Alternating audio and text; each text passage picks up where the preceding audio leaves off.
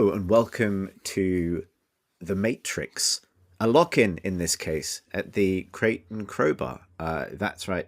We're recording this on the 2nd of February 2022. That's a lot of twos. What does that mean? My name is Chris Thurston and joining me are Jamie Britton. Hello. And Graham Smith. Hello. Welcome to the desert of the real. You see, if you talk about the desert of the real too long, you end up at Oasis, and we don't want to go there. Not yet. We want to stay in the Matrix. But what we're going to be discussing in this week's lock-in is obviously the Matrix Resurrections, the fourth Matrix film, which came out in December 2021. Been out long enough now for a lot of people to see it, but we are sensitive as ever and to the statute of limitations on spoilers. So we're going to give a fairly clear indication of when to switch off if you don't want any spoilers for the new film. Before we get to that, we're going to discuss the other films, the rest of the series, and what it means to us individually, and presumably collectively, just through the medium of talking. I don't need to explain that any more than I already have. So I say this at the top. Spoilers for the original three Matrix films probably incoming fairly soon. If you care about that, maybe just stop now. There's the 2-layer spoiler warning to stick in front of this.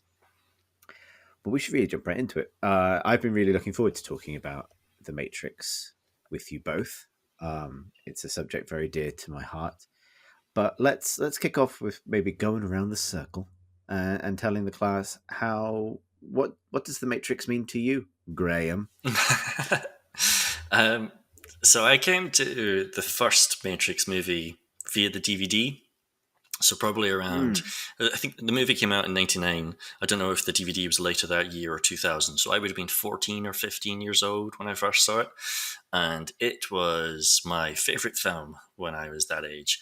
I remember when I joined PC Gamer, which wasn't that long after that, to be honest, because I was 20 years old when I joined PC Gamer in 2005. Everyone who worked on the mag, it felt like their definitive kind of teenaged movie was either Aliens or Terminator 2, like, you know, one of those two series. And it felt like The Matrix was the equivalent for me. And maybe my generation, I don't know, I don't want to make sweeping generalizations, but it felt like a similar thing in that it was an action movie with unique visuals, and it just absolutely entranced me when I first saw it. And I remember, like, I watched that film again and again. Like, I didn't normally do that, even at that age with films, but I watched the first Matrix film like 30 times on DVD, wore that disc out, watching it again and again, and watching the special features on it and that sort of stuff. And really, really loved it for a bunch of reasons. For a bunch of reasons that, like, that film is good, which I don't think hold true for the fourth one, which we'll come back to later. But yeah, and then when the sequels came out, when Reloaded and Resurrections came out, I went to the cinema to see them and had complicated feelings about them that have become more positive over time, I would say. But before we start digging in too much into depth, like, what was your experience with the series, Jamie? So I remember seeing a clip of The Matrix on, I think it was still Barry Norman when he did the film program, or it might have switched over to Jonathan Ross. But I remember there was a rundown around about Christmas or something of, like, you know, exciting films next year, and there was a whole bunch of movies coming out in 1999, dramas and stuff like that. And I think I just remember them showing a few seconds of The Matrix, a clip, which was someone, you know, diving out from behind cover, and the camera, it's time freezing and the camera going around them as it does. And it really, like, broke my brain in the most delicious way. Just this tiny little clip on the TV. I was just like, what the absolute hell is that? It was so exciting just to see that moment, because it did feel like they'd slightly broken a dimension. And then I saw the film at the cinema with, like, me and I think all of my friends at the time, it seemed. I remember we snuck in a huge like crate of tiny cola bottles because they were on offer at the shop, and people were getting cross with us because we were opening them all with bottle openers and passing them between us. And my mate Will, who was my best mate at the time, and he was sitting next to me. He was wearing a big pair of combat trousers, which had lots of Velcro on them, and he kept undoing the Velcro because he was getting really hot. I also remember that. I don't know why I told you that. It was very vivid. And then we came out of the movie just like in slow motion, firing imaginary guns at each other, like that scene in Space. You know, it just felt like so cool, just so cool. The fact that it had just gone to credits to, you know, Wake Up by Rage Against the Machine, who were all of our favorite bands at the time. You know, we didn't know that was coming, and we didn't know what was going to be in the movie. They kept everything secret. You know, you didn't know that the Matrix was about a simulated reality. That was all really well sort of hidden by the marketing and stuff like that. And so, yeah, I was just walking on air, and it was just such a bolt of energy, but also kind of had a well-meaning kind of vibe to it, which I think kind of really lifts you up. You know, you're kind of walking on air when you're walking out of the cinema. See, that's the first thing I disagree with. Like, I don't think the first film has a well-meaning vibe in a lot of ways. It's super nihilistic in a lot of ways. But Chris, let's return to you. What was your experience with the series? So mine's quite similar to yours, Graham, but with like a few key differences, which is, so I also saw the first one on DVD, rented DVD or VHS. I can't remember which now. I think it was VHS actually. When it came out, having been aware of it but not seen it, but being, you know, increasingly, even at that age, I will have been, I guess, 12 or 13 by the time I saw it. Increasingly plugged in to the internet as a child, and then like you, I also saw the sequels in the cinema with my friends at the time, who all loathed them, and I had mixed feelings about them. That also, like you, have grown into fondness and now angry defense over time.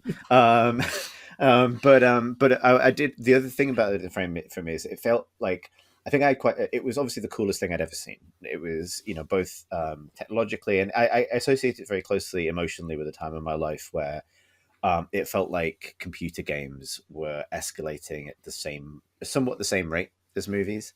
You know, it's the era of, it's the era that spans the time between Half-Life 1 and Half-Life 2, just to dip briefly into that subject, and the sense of like virtual worlds being brought to life within the computer we had at home, and then seeing that somewhat literalized in the film, but also the sort of technology of filmmaking moving forward in this like tremendously exciting way, in that sense that things were always going to move forward at that pace. The other side of it, though, is the ideas behind it. Like, I appreciate, Graham, you just sort of like teased open the Pandora's box of like, what are the ideas in that first film? And maybe to kind of link back into that, maybe bring it forward a little bit, a brief story. I came to the first film. Well, so I had one extremely personal relationship with the first film when I first saw it, because my first gamer tag was Cypher. And I got that name from the Dark Angels character from Warhammer 40,000. But when there was a Cypher in the movie, I spent half the movie going, I can't believe I'm in this movie. And I would stress that that's before a series of bad internet men, and we'll get back to them, made bald guys with goatees just like completely like killed that look forever. At the time, I still loved Command and Conquer, and maybe that could be a future for me. Who knew? And I'll get back to that as well. And but the other thing is, so The Matrix is the last film that my dad truly adored. And I should stress, my dad's still with us, thank God. He just hasn't liked a film in 20 and I say that because he's never seen the sequels. He did like the Lord of the Rings films, but he loves Lord of the Rings, and that goes a lot deeper. You know, in terms of like an original cinematic event that he is connected with, it was only that, and it was 100% the ideas, a lot of the aesthetic and the action of it is there for a reason. But like, I have this really vivid memory of not only watching it with him over and over again, and then my very straight-laced uncle came over, and my dad forced him to watch it. My nan came over, and my dad forced her to watch it. He loved that film so much, and one of the things that has stuck with, and I don't want to turn this into a super personal thing, but it's a way into talking about the film's ideas, I think, is I rewatched all three of the original movies over Christmas prior to going to see the new one, and I was struck by, I think, not necessarily the ideas of the songs, because they don't surprise me. I know what they are, and the ambivalence with which they're produced, I think, but which they're presented as part of the movie. What was really struck with me is the almost untraceable journey those ideas have been on since, where the Matrix exists in two states, and we'll get back to this when we talk about the new film. One where it was really refreshing and progressive, both technologically and also in terms of many of its kind of the things it foregrounded and the personal journeys it foregrounded, particularly into the sequels. And on the other, it kind of armed all of the worst parts of the internet over the last 15, 20 years with a vocabulary for themselves and a set of metaphors that have been horribly twisted, from red pills to its notion of outsiderhood and what that meant to, for example, the Wachowskis who made it, is totally different to the way they were adopted by some of the people who subsequently run with its imagery. It obviously didn't invent the kind of trench-coated, super cool dude, but it utilized it in a way that I don't think you could utilize it now. And anyway, those journeys have been an idea. And to kind of like put a cap on that, like, without going too deep down this particular rabbit hole, my dad would subsequently go on to fall down a really deep internet conspiratorial set of pathways of his own. And that is an ongoing source of kind of tension.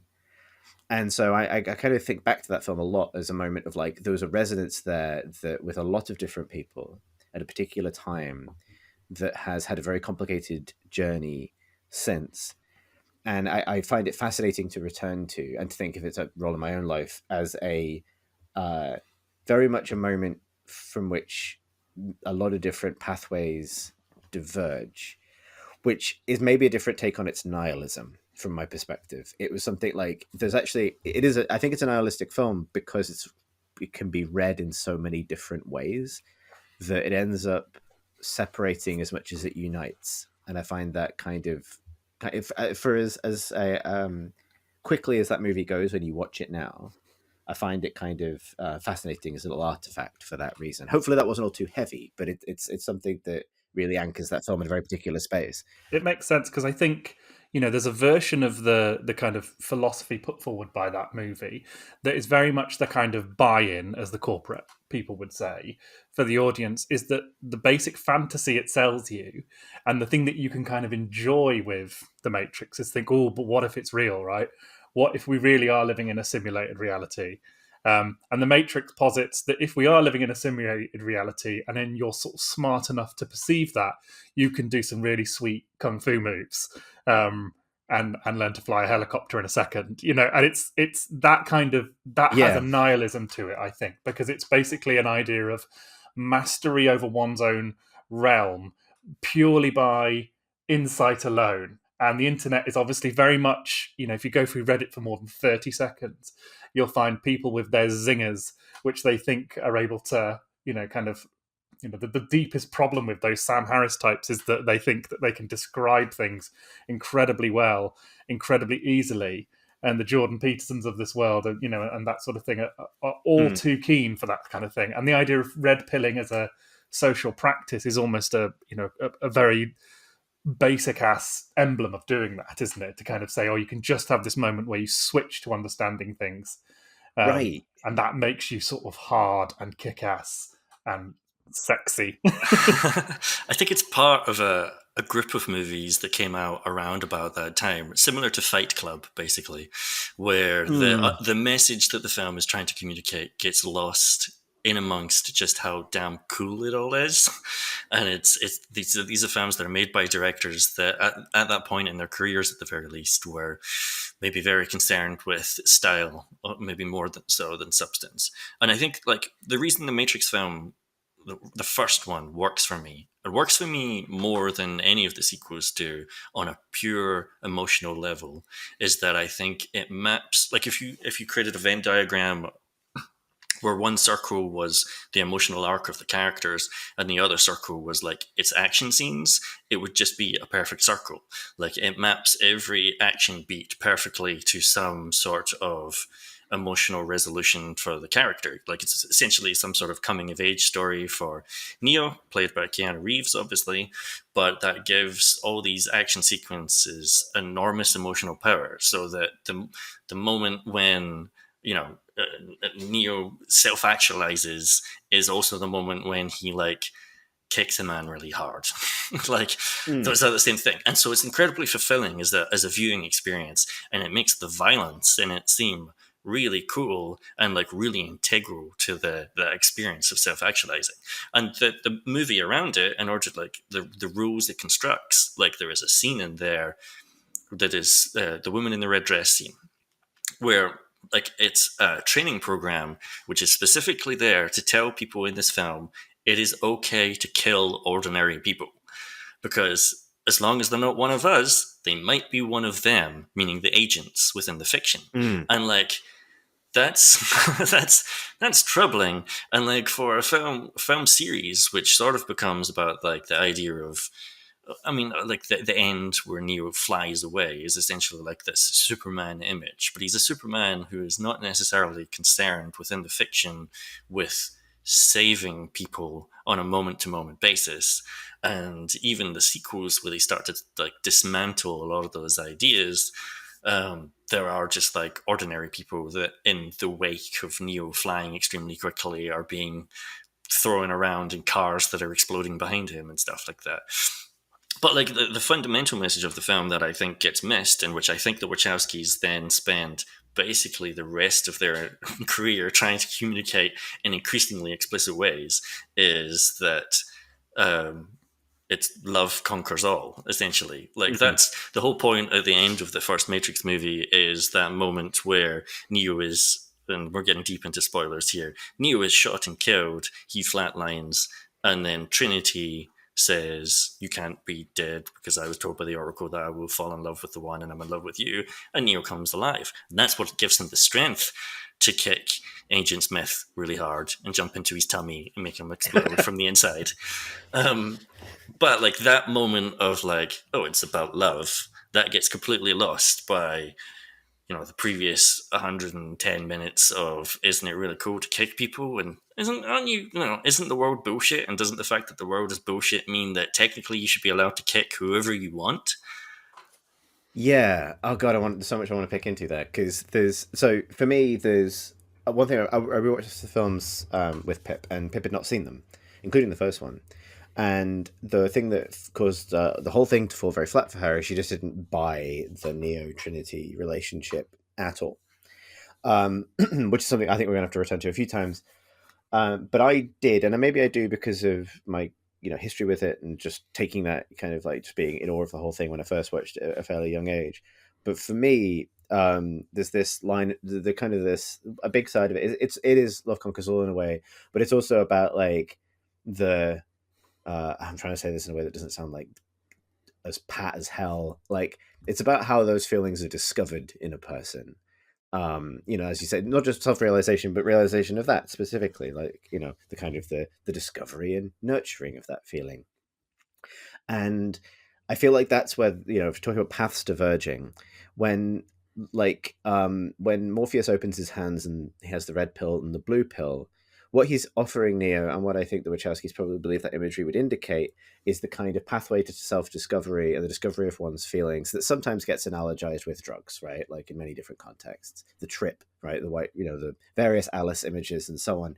The trip that leads you that unlocks a door in your brain and lets you discover something about yourself.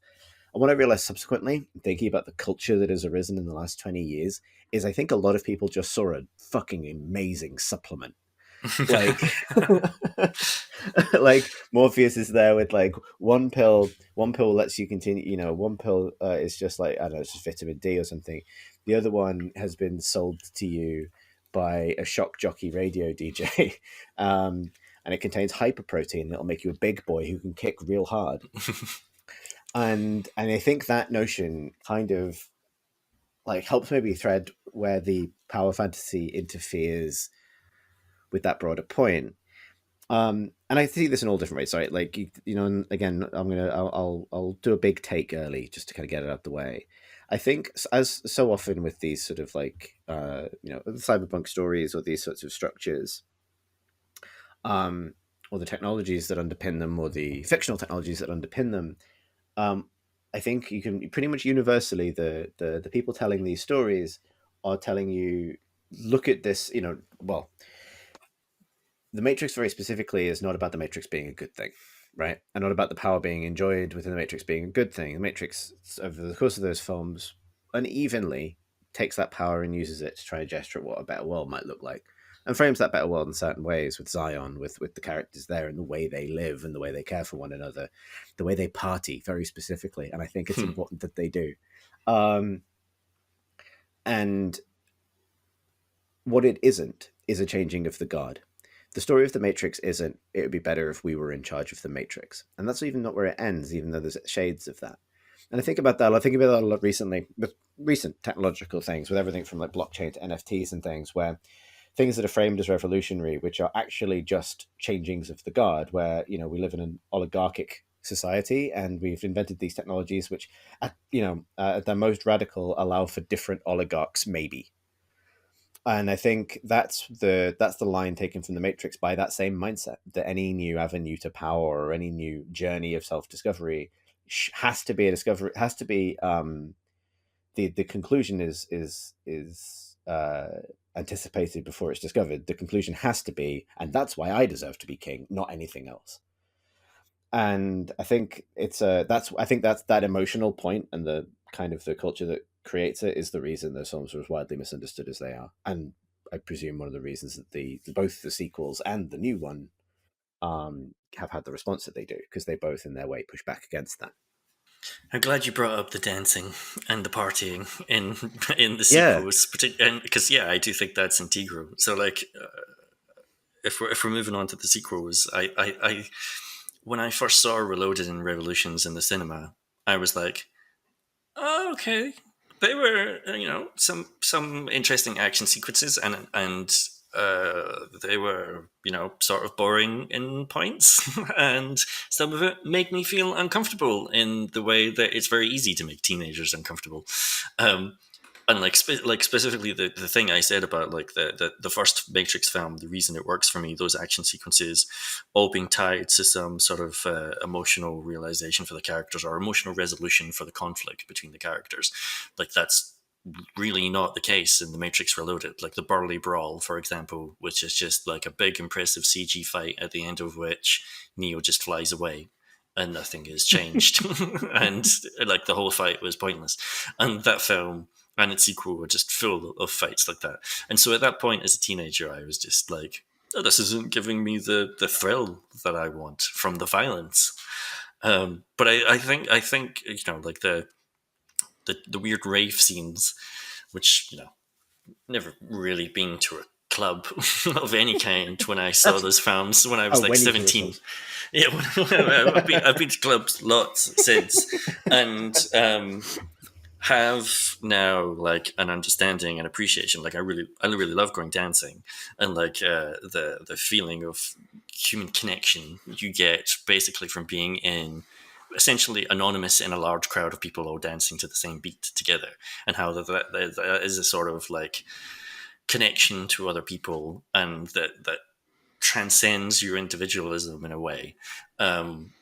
It makes me sound like I do lots of drugs, and I absolutely don't. I don't, just from the music and the dancing, I can get that. And so, like, on those terms, I think those are scenes that are really important in the Matrix sequels and are part of like redressing maybe the balance of the first film to some extent, along with the stuff that it does around with like, if you find out at the end of The Matrix Reloaded, and I don't want to steal your thunder, Chris, because I know you have lots of Matrix Reloaded thoughts, but like the end of that where Neo meets the architect and learns that there has been basically an infinite number of previous Matrixes, and Neo always ends up back at that point, and that Neo himself is essentially just another system of control, and that every time Neo gets to that point, the choice he makes is to reset the Matrix and reassert some status quo in order to save Zion, but still essentially return back to normal.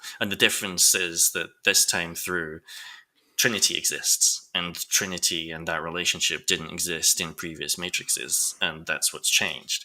And so, like, it starts this. I feel like the series, as it goes on, starts to recenter or more clearly focus on that relationship and love and connection to other people in a way that it's not the reason that the action scenes aren't so fulfilling, or not wholly the reason, but makes them more interesting films, more grown-up films, less adolescent films.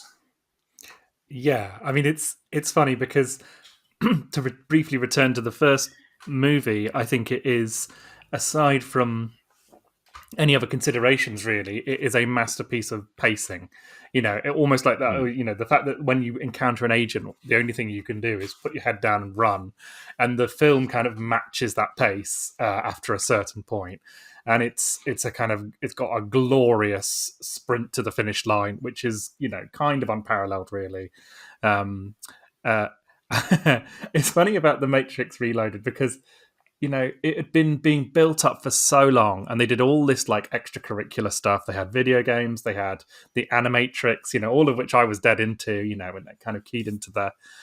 And then I think the fact that there was 2 movies that they'd filmed at the same time, and then we're going to release them, kind of a couple of years apart, and sort of spin it out into a kind of new Star Wars, I think was the kind of, that's what Total Film was saying at the time, or Empire Magazine was saying, like, this is this generation's sort of Star Wars. And I remember I saw The Matrix Reloaded a week earlier than it came out because my mate Dom worked as a projectionist at the Cribs Causeway View Cinema and got us into his like little test screening on the big screen. So we had the cinema to ourselves, beers and stuff like that. And I remember watching it, and there was a certain point, I think it might have been crap CGI Neo flying through the sky, and like where I realized, oh god, this is not what I'm here for. Because in changing that pace of the Matrix, in kind of sort of extend it beyond Neo blasting off into the sky at the end of that first movie, I just thought almost everything I'd liked about it was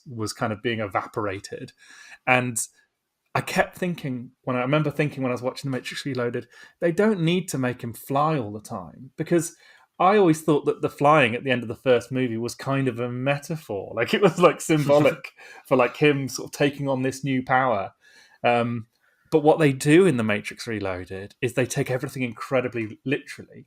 So like the fact that Neo has to jump into Agent Smith's belly to make him pop, to get rid of him, that is one of the most significant events in world history in the world of the Matrix, because that leads to kind of Smith becoming this sort of emancipated computer programmer. All good ideas, I have to say, but it felt very strange to me that they were taking these kind of moments and spinning them into the mythology in this kind of really earnest way, which I just kind of wasn't quite signed up for. And I think the central idea of The Matrix Reloaded, that scene with the architect, I think is brilliant. The idea that Neo is this kind of, as you say, an illusion, a program to give the illusion of free will, which is what The Matrix is all about, and that he's kind of stuck in this never-ending cycle, is a great idea. But I think the film's structures and the way the films are structured as a set of sequels, the relationship they have to the original movie, for me at the time, and I won't pretend I've gone back to them very much over the years, it seemed like I was somewhere else. I found that rave scene at the time completely awful. And maybe it's because I was growing up in Bristol at the time, and that kind of like tribal frog moon party vibe was already pretty excruciating to me. I mean, Bristol was where I used to go to clubs because I lived in Bath. So same. We've all been to clubs in Bristol. I mean, I'm the guy who wrote Skins, but yeah, fair point. Fair point. God, that's such a strange through line in my. Oh God, I just had that's a weird connection. Everything comes back around. You see, so here's what I would say about it. I think I love The Matrix Reloaded. I've loved it, and I was very uncertain about it when I first watched it. And it was the uncertainty, and I think that's with a lot of what you're saying, Jamie, because for me it was the uncertainty of watching something that lived in my imagination and both been larger and smaller than this gain specificity. and I believe very much the specificity can be dangerous. And at the time, I was like, I didn't quite agree with every choice made. I do think those latter two films have a lot of Star Wars in them, and inherit many of the same problems with specificity and world building that Star Wars has had over the years as well. But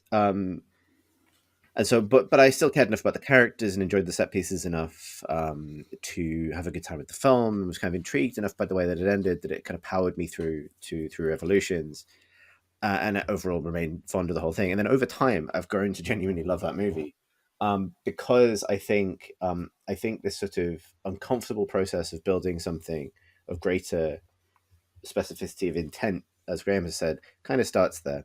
And to build on the fight scene thing, for me, fighting and to build the fighting and the rave, fighting in the Matrix one, they're all dance scenes. They are all 100% dance scenes. In the version of events where this is just a romance film or a love story, you have, like, every fight has meaning because it is pretty much about the relationship between two characters. It's Morpheus and Neo being tested by Morpheus and being tested to kind of come out of himself. And, to say nothing about these films as coming out films, which obviously they very much almost also are. Then you have the lobby scene, which is like practically a duet between Neo and Trinity. It's kind of like, if you're probably not going to get the love story from the dialogue in that film tremendously, but you can get it from that. You have Neo versus Smith, which has tons of drama because it's the test of him as the one. It's the test of the theory that agents are unstoppable and so on, all the way through to the end of the film, and it's all really satisfying, like as a dance movie, pretty much. Like, look at the role of music in this. And then after that point, there's this decision that gets made, I think, which is that in the Matrix, Neo doesn't get to dance anymore. He just doesn't. All of the fight scenes that he is in, including the Burly Brawl, are kind of one-sided and perfunctory feeling, like the kind of the destination that those dances are intended to take him in, like it's a ballet, have already been reached. I do think there are good fight scenes in that film for other characters. I think both Trinity and Morpheus get good fight scenes in that film, as they do at the beginning of Revolutions as well. In both cases, the fight scenes that are good because they have those characters are kind of continuing to tell their stories. Like Morpheus is discovering and he's protecting the keymaker. He's discovering kind of what his role is now that he's found the one, as far as he's concerned. And there's a lot of kind of like there's a strong air of like, Dad still got it to Morpheus in Reloaded that I'm a big fan of. And similarly, Trinity's sort of combination of again figuring out what she's for in a post-one reality, while also kind of having to make that decision to be part of something she's being kept out of, right? Like, and then sort of very much bring her in as the essential missing piece that kind of makes this Matrix different, etc., to the themes that Graham pointed out. And then I think it's really important that's why for me, at least, I can't speak to the creative intent at the time, it works so well that there's an actual dance scene in there. And specifically where it's situated, there's this sort of literally like beating heart of actual humanity at the middle of the film that does feel very different and very separate to the cold, hard, cool, in both senses of the word, reality of the Matrix. And I appreciate that imagery is not subtle at all, but for me it's something that the movie introduces and brings the real, like, we don't need to do abstract dancing through slow, heavily kind of green filtered CG land anymore. We can just have people being people and dancing and kind of and shagging and all the rest of it in this kind of intensely mammalian way. Basically, I always have that feeling like that is it's just like all of the Zion stuff is like, look at our fucking raggedy cardigans. Look how like we're like, it's a sweaty fucking place. I love the fashion throughout all four films is great, but I love that choice basically of when you're in the Matrix, it's all leathers and plastic and PVC. When you're out of the Matrix, it's all natural fabrics. It doesn't matter. Exactly. Doesn't matter who you are. Your hair is going to look totally sweet when you're in the Matrix. Yeah, everyone's got perfect hair in the soft image. Yeah, even Joey Pantoliano in the first movie. Right. Yeah, and then you have this kind of like deep, and this thing. I'm going on for my reloaded rant, but anyway, so you have this deep kind of like human like deep hot humanity. Like literally, it's at the core. The metaphor is not subtle. Um, Contrasted increasingly with an increasingly distant feeling Matrix, where some characters still have something to do with the Matrix, something to prove in the Matrix, and Neo kind of navigating all of this and the uncertainty of his newfound Supermanhood and all of those things.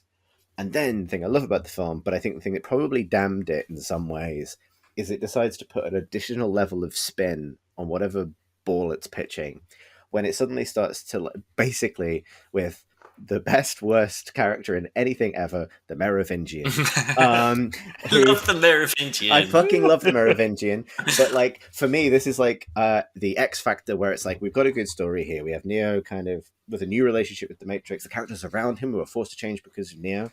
Neo confronting some hard truths about the Matrix and his place within it. What does that mean against the backdrop of true humanity, and Neo discovering that and what that might mean and what he has to protect and where does he value it? And then we're going to add a comedy French Dracula bastard, and his wife Monica Bellucci, who has a quest for you, Neo. Give me a big kiss.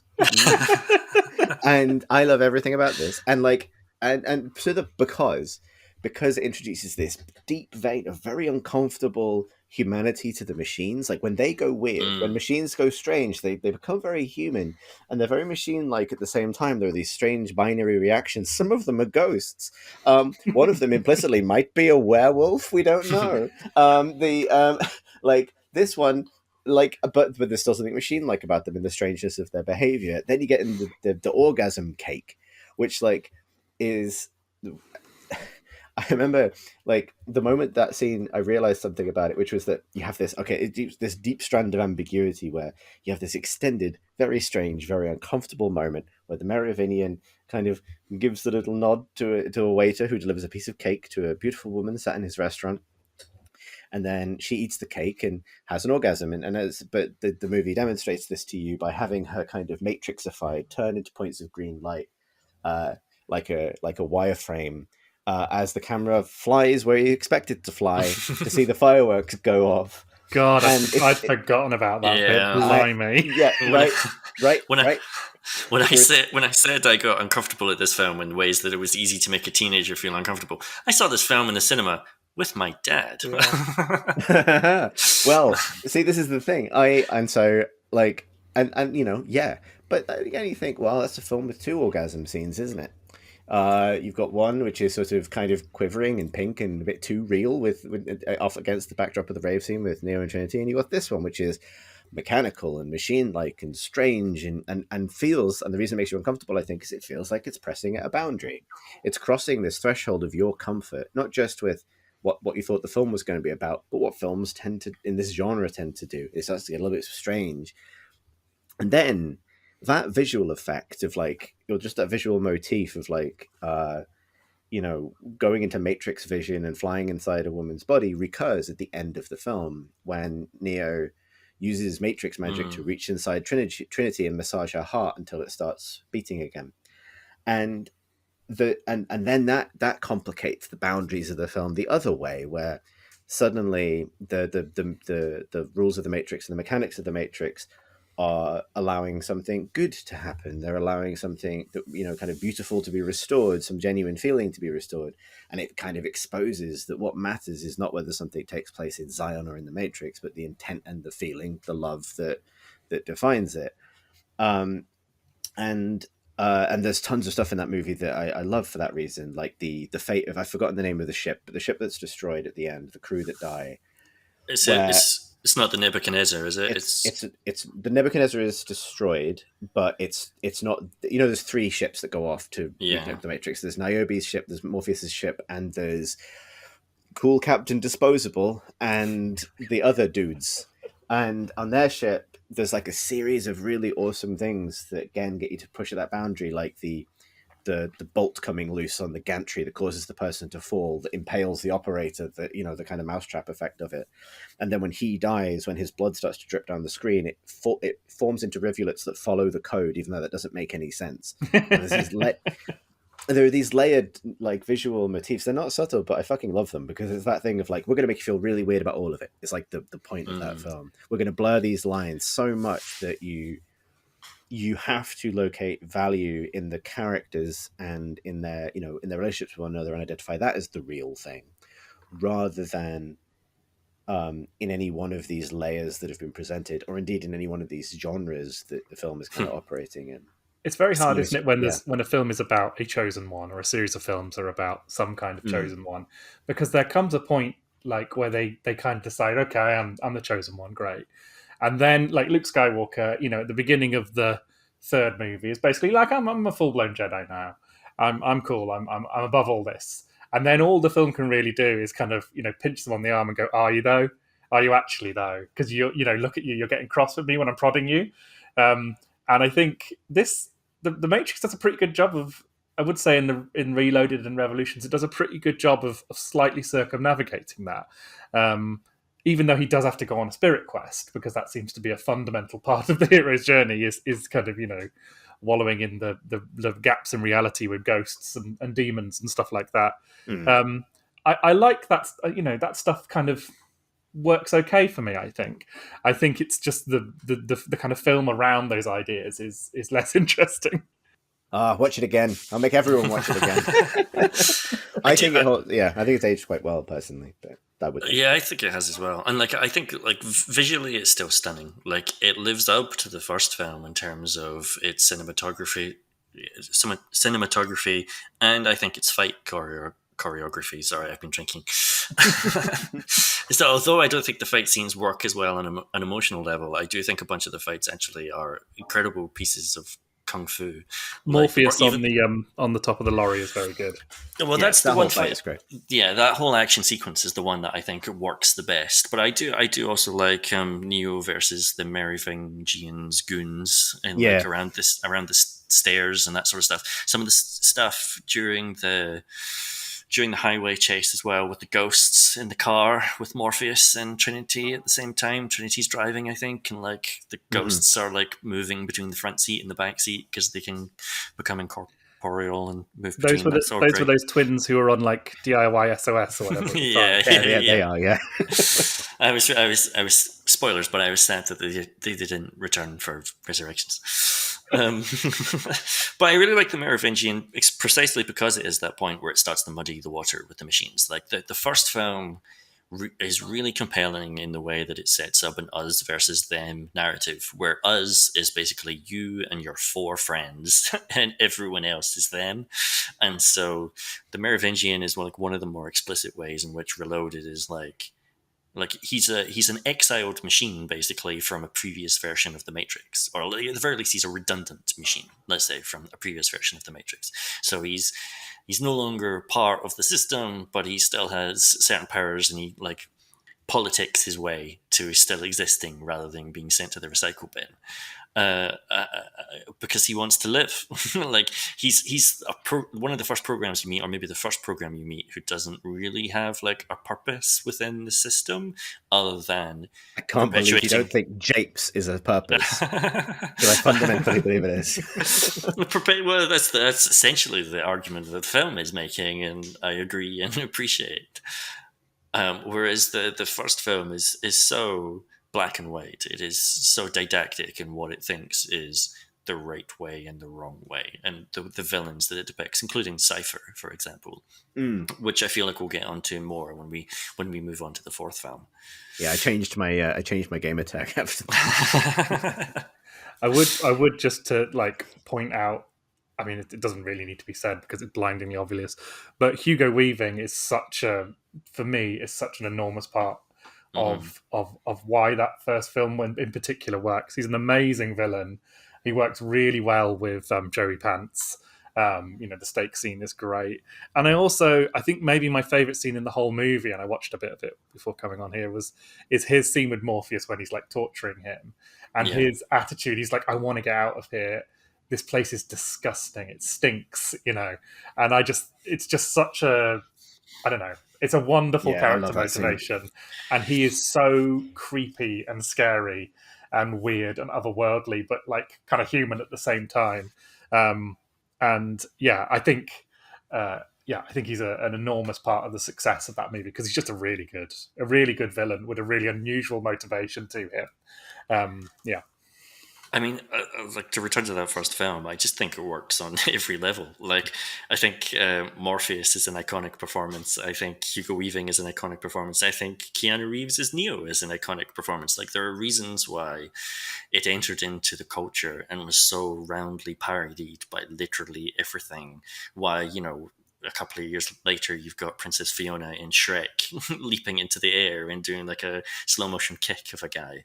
Like, every action beat, every shot, like the dialogue, like that scene that you mentioned, Hugo Weaving interrogating Morpheus.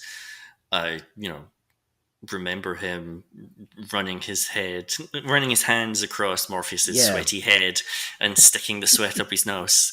It's the stench of the place, if there is such a thing. Like, like, there's very few films which I think fire on just every cylinder across the board as that first film does.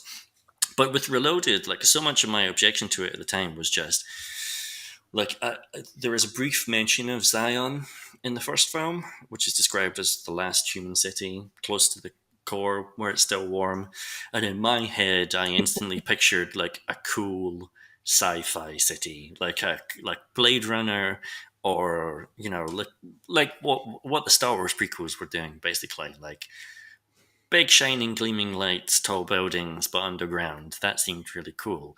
And when it turned out to just be a series of caves, I was like, well, that's not cool. I've been in caves in like when I've been on holiday in Wales. Caves aren't that cool. I've been to Wookiee Hole. Caves are only cool if Batman's in them. Batman's not in these cool caves. Just these weird semi-naked sweaty kids. And so much of my response was just on those like quite adolescent terms, which is why I think it holds up better now, viewing it as an adult. They are they're very adolescent movies, and I mean that as a compliment. They're absolutely movies that appear to be born of getting really stoned with your mates, and coming up with that sweet movie or RPG module that you're going to make. And they're kind of they're adolescent in that they're sort of full of ideas, none of which ever truly conclude. I would argue, beyond a certain point. And I think the Wachowskis have probably made a career out of making films about ideas that don't quite conclude or don't quite round themselves up after the first Matrix movie. And I think that's, I actually think that's sort of to their credit, really, because no one else was making movies like that at the time.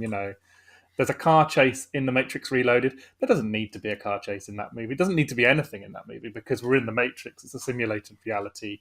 Nothing matters. And Neo is kind of rising above it all at a rate of knots. But, they wanted to have a sweet action sequence with people jumping between cars and, a big lorry fight. And it really works for it. I mean, maybe that's just an oversimplistic point, but it does seem to kind of make sense to me that they are kind of adolescent in a way. Well, nobody told them that they had to have a dramatic moment in the third film be based around how wobbly a wheelbarrow might or might not be. But they did.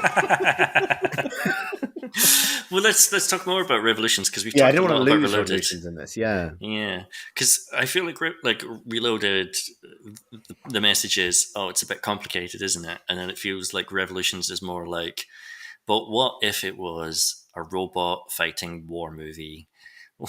Like that, it feels like it's less about making it complicated and more about just, wouldn't it be cool if they had mechs now? And I'm on board with that. Yeah, like, I'm absolutely fine with that. The answer to that is apparently yes. I mean, so they were filmed at the same time. They did come out within 6 months of each other, if I remember right. Wasn't it like May and November that year they came out? It was like the first time they were. I can remember a film being split up like that.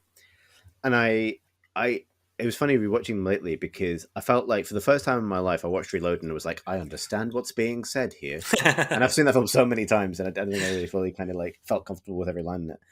And I felt that way about Revolutions this time as well, although I think it's the weakest of the three.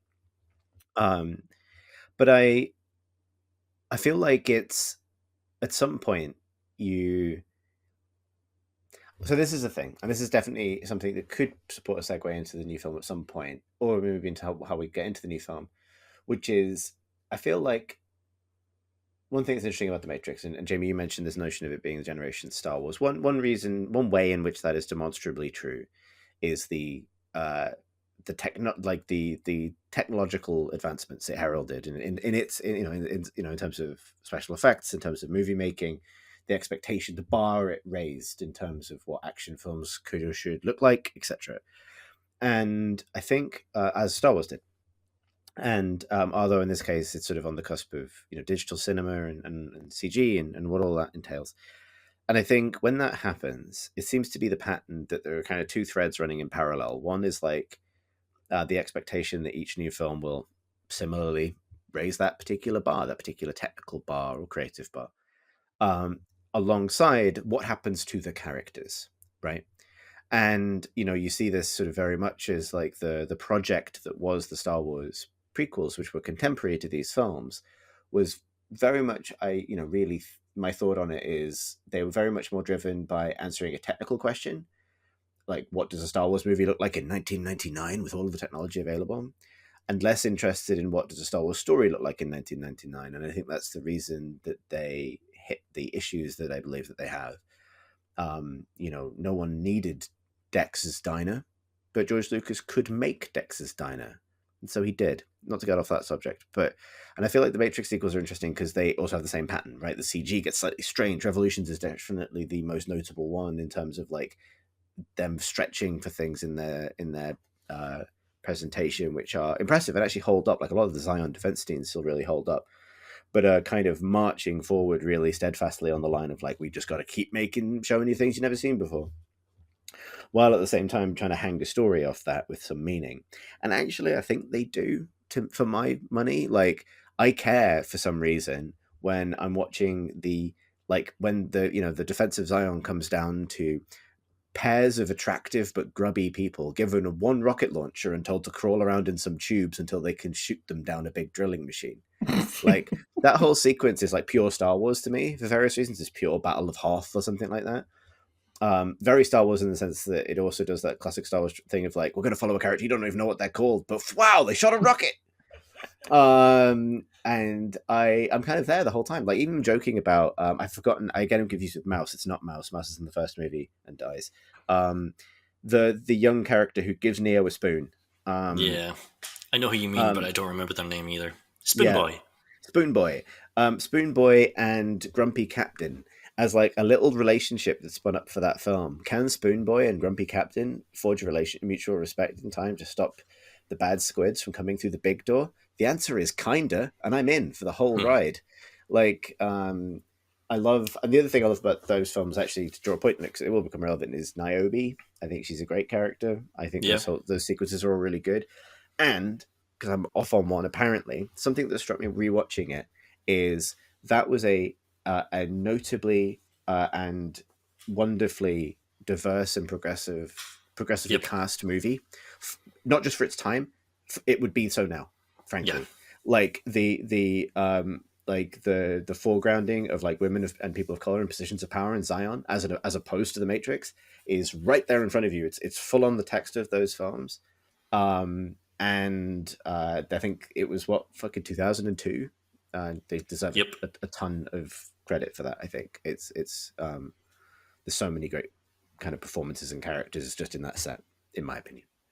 I mean, it's not a film I like at all, really. But there's one moment which is called back to in the newer movie, which is the moment when Neo and Trinity see the sky. They fly their little spaceship out above the cloud layer, and they see the sky. And it's just glorious. It's just a glorious moment. Very beautiful, very well executed. I wanted to point that out because when that was sort of referenced in the newer movie, I kind of remembered the feeling of that moment and how good it felt. They're so good at coming up with those kinds of images. But like Jamie, you just said you didn't like Matrix Revolutions. How can you not like Commando Grumpy? I agree with you about the casting choices, and I think I like the characters. I like, Commander Grand Prix. I can't remember the character's name, but he's played by Harry Lennox, I think it is. Who's great. Niobe's great. And like the bits of that film that don't work for me are, this might be a scene that's in Reloaded, but there are like old leaders of Zion basically pontificating while looking at machines, giving slightly dull COD philosophy takes about. Yeah, they get like Cornel West in, don't they, to come and pontificate about stuff. No one cares how it works as long as it works, is the line I remember. And maybe it's a better line than I'm giving it credit for because I still remember it 20 years later, although I've seen the film since, so maybe it's just that. But a lot of those scenes like really drag the pacing of the film down, I feel like. And a lot of the stuff around Neo's powers now maybe work in the real world, and Agent Smith is maybe now in this person who's in the real world, and this person who's an actor I've never seen in anything since. Else. Because he was possessed by Hugo Weaving. Yeah, he's doing a really weirdly good Hugo Weaving impression. And why is that? And even now, I'll be honest, I couldn't tell you. Like, I can't resolve that. Like, I feel like I understand everything else that's going on in all four of these films. Other than that, I'd probably need to watch them again and just really pay attention to that one plot point. And then, I'm not convinced that it pays off. It's so tricky because I am so much more of I was such an arsehole when I saw those films. Like 17-year-old Jamie, 18-year-old Jamie was such a dickhead. And like, he's inside me right now saying, and what he wants to say to you is to stop trying to please you and say to you, like, the first Matrix film is a masterpiece because it gives you all these ideas inside this amazing action sequence, which is action movie, which is up and down in less than 2 hours and kicks you out of the cinema kind of dancing for joy with all the kind of fun of it. And then the sequels are these leaden, idea heavy kind of philosophical exercises where nothing really matters and everything is just sort of endlessly circuitous, back onto itself in a sort of infinite regress of kind of, just, well, we're making the sequels now, so we better kind of, we don't want to commit to anything too strongly. That's kind of what I want to say to you. But I will admit that the last time I saw those movies, I think, was at the cinema when I saw them. So it's like it's hardly up to date information. And I had so low tolerance back then for people bullshitting around because I wanted to be Tarantino. It's that kind of vibe. But Jamie, that's why those films are good. Yeah, this is the thing. Those films, in some sort of rambling, circuitous way, are for people who would subsequently like every other Wachowski film, which I think me and Graham both are. So in some ways, and I don't know what the cause and effect is there. Like, I don't know if I love Jupiter Ascending because I love something fundamental about the crazy, bloated kind of overthinky films that they have made, or if like the Matrix reprogrammed me to think that. That's kind of a very Matrixy question if you think about it. And so like, because I could watch when we saw them this time around, I could see Pip having exactly the same, bristling at the same thing, right? Every time Neo talks to the Oracle and she sort of smiles and she looks at a cookie and then she looks back at him and says, "You want to know if you've already done it, or if you're thinking about doing it, or if it's happened to somebody else." And he goes, and she goes, I thought so. And the scene ends. And I could watch Pip just what the fuck is this? Just actually turning inside out. And then she'd look over to me and I was nodding thoughtfully. And she's like, "Oh God, it's got him." It's Hugo Weaving has phoned out of the television and possessed Chris as well now. But I there's something about that I find very satisfying. But I also agree that to be honest, Jamie, it feels a little bit like I feel like it's the voice of those movies in the same way that maybe when we were talking about Midnight Mass, we identified like the Flanagan voice, right? I think they have a very specific like Wachowski voice, which is a deeply acquired taste at a certain point. And also, I think they're a big baggy mess. I think those two things are like slightly overlapping, but I love them more than I don't. I think no, particularly. I feel like most sequels to big blockbuster hits are inessential in some way. And like maybe the Star Wars films, at least the original trilogy, are the exception to this, where I think there's like a real story for the characters that does require maybe all three to tell the full arc. But if you watch the Alien films or Terminator, which I still think are the closest comparisons, like those sequels do just feel like narratively inessential. Like they're trying to recreate what the first movies in those series achieved, but you can't.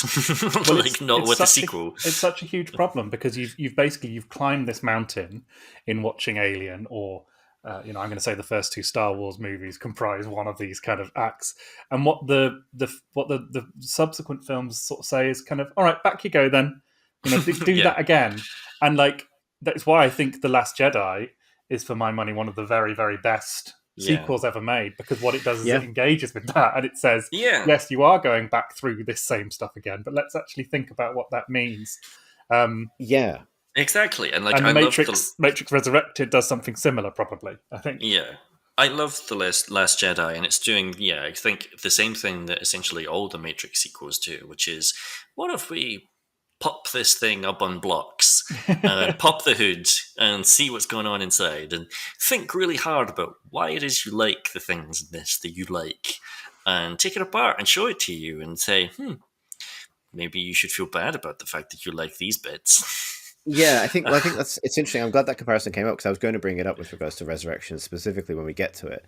But what I would say, and I really want to know, Jamie, what you'd make of Reloaded now, particularly, because for me, I think it's very inexpert in handling it, but it feels like that spirit entering the series, right? That spirit of, as Graham says, kind of like deconstruction enters the series with Reloaded. with Reloaded, I think, down to its name, like and something that I think is, maybe we should just start to approach this particular threshold into spoiler town. But I feel like the one thing I find fascinating about it is the reasons that it makes people feel uncomfortable are so transparently obvious, because they're so odd. Like the orgasm cake, Monica Bellucci's whole thing, the rave scene, and all the rest of it. But I see them as sort of like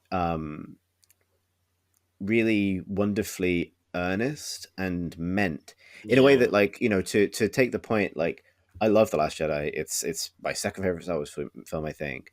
But there are still sequences in it that I feel like are a bit kind of fall a bit flat for me, like the racehorse escape sequence. I can kind of get what's being gestured at, but it feels sort of not insincere, but like it's sort of taking place in a slightly different universe to the rest of that movie in some ways. Whereas with Reloaded specifically, like it's so discordant and strange that maybe this is a weird way to put it, but I fully believe that Lana and Lily Wachowski like meant every moment of that, right? That there's like a really cohesive and very personal sense of like, this is what is great about a rave, to that thing. Whereas just to belabor this instinct, I don't think Ryan Johnson hates horse racing. I could be wrong, but I don't think he's there at like Aintree Racecourse going like, fuck this. This is where it starts. This is where the revolution begins, and it begins with the horses. There is an earnestness to all of Wachowski's work, not just the Matrix films, but all their other films, that I think is why some people really hate it, and also at the same time is like underestimated. Like I think we'll come back to this, but some of the response to Resurrections takes it as being insincere, when actually I think, no, it's just the most sincere thing you've ever seen in your life. But we'll come back to that. Should we talk a little bit about the development of? I think before we dive definitely in, because I feel like it's sort of integral to understanding the film. So, like, obviously, original Matrix films came out in '99 and 2002 and 2003, maybe, or thereabouts. And I think the story of the making of those films is quite interesting in itself. But I'm not going to go into it because we don't have that time, because we've been going for over an hour now and we haven't actually talked about the film that we were here to talk about. But like every year or so, Warner Brothers would have a meeting with the Wachowskis and say, hey, do you want to make some more Matrix films? And they would say no. They had no interest in going back to that particular world. They were doing other stuff, some of it successful commercially, some of it not, but they didn't want to do it. And they've basically been having that meeting for close to 20 years when Zach Penn, screenwriter, had an idea for a Matrix movie and wanted to make it and pitched it to Warner Brothers. Or at the very least, like wanted to make a Matrix film. Like he, I don't know if you're familiar with Zach Penn, but he's a screenwriter and he's done a lot of work on various superhero movies and various big blockbusters and that sort of stuff. He's credited on a lot of screenplays. And so off the back of that, Warner Brothers went to the Wachowskis and said, "Look, we're gonna make this. Like, if you say no this time, we're gonna make a Matrix film." Without you anyway, because Warner Brothers own it. They did the original movies and they own it. They can do that if they want. And around about that time, the Wachowskis' parents passed away. And I don't feel like I'm bringing this stuff up, but like this is stuff that Lana Wachowski has talked about in interviews.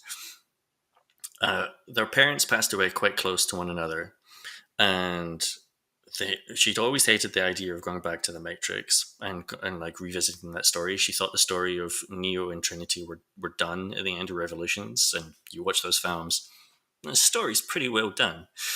But after, in grief, essentially, she started to find it comforting to go back and think about these characters from her past, to think about Neo and Trinity specifically.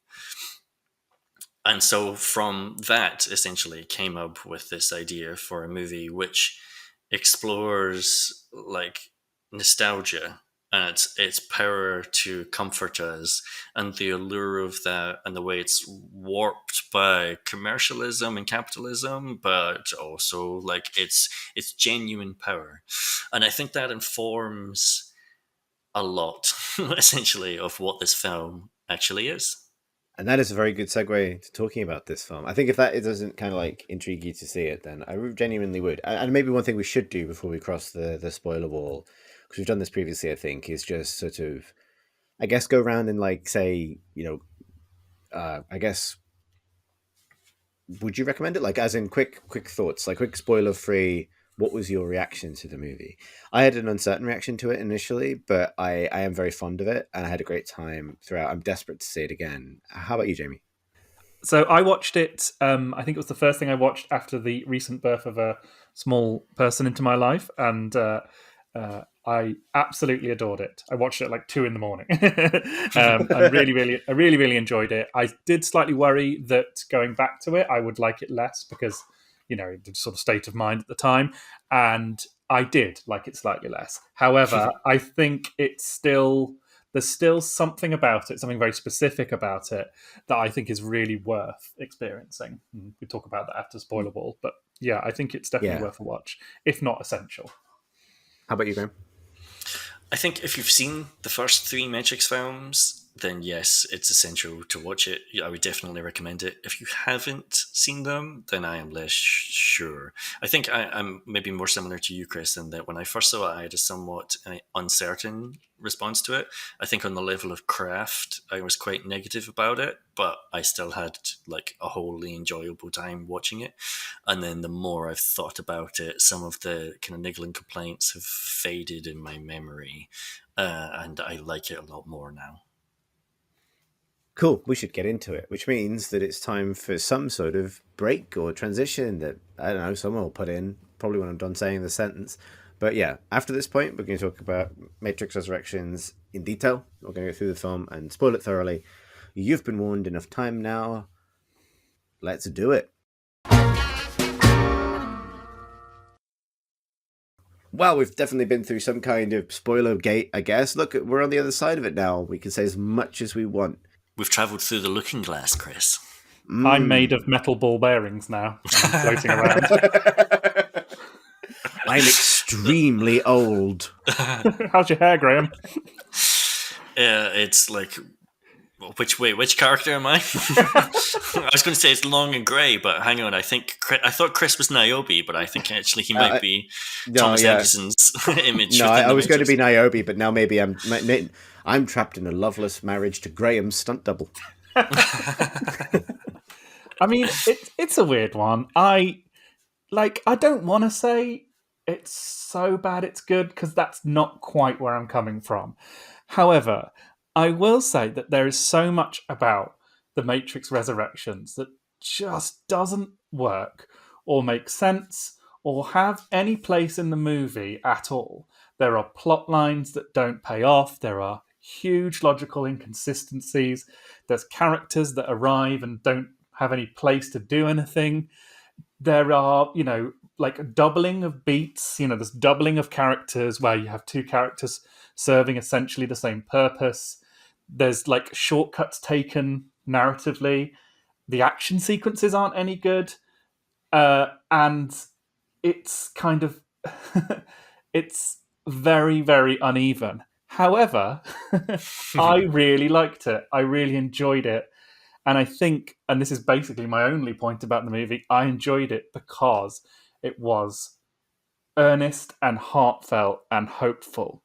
And the fact that it comes from this very specific place, with Lana Wachowski talking about, her parents dying, and this movie being a way that she could sort of resurrect a couple from her past, and that they could be happy again together, that shines through all the kind of squiffiness in the movie, that sense of things, and the relationship between Neo and Trinity is what makes the film really good, I think.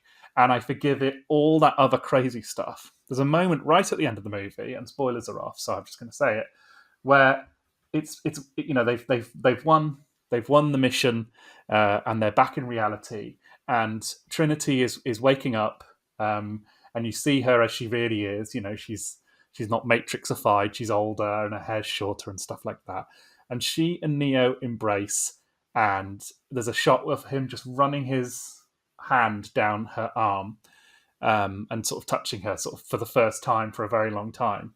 The chemistry between them is so believable and so electric.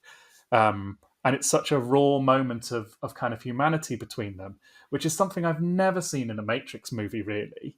Or perhaps I have and not noticed it before, as you were saying.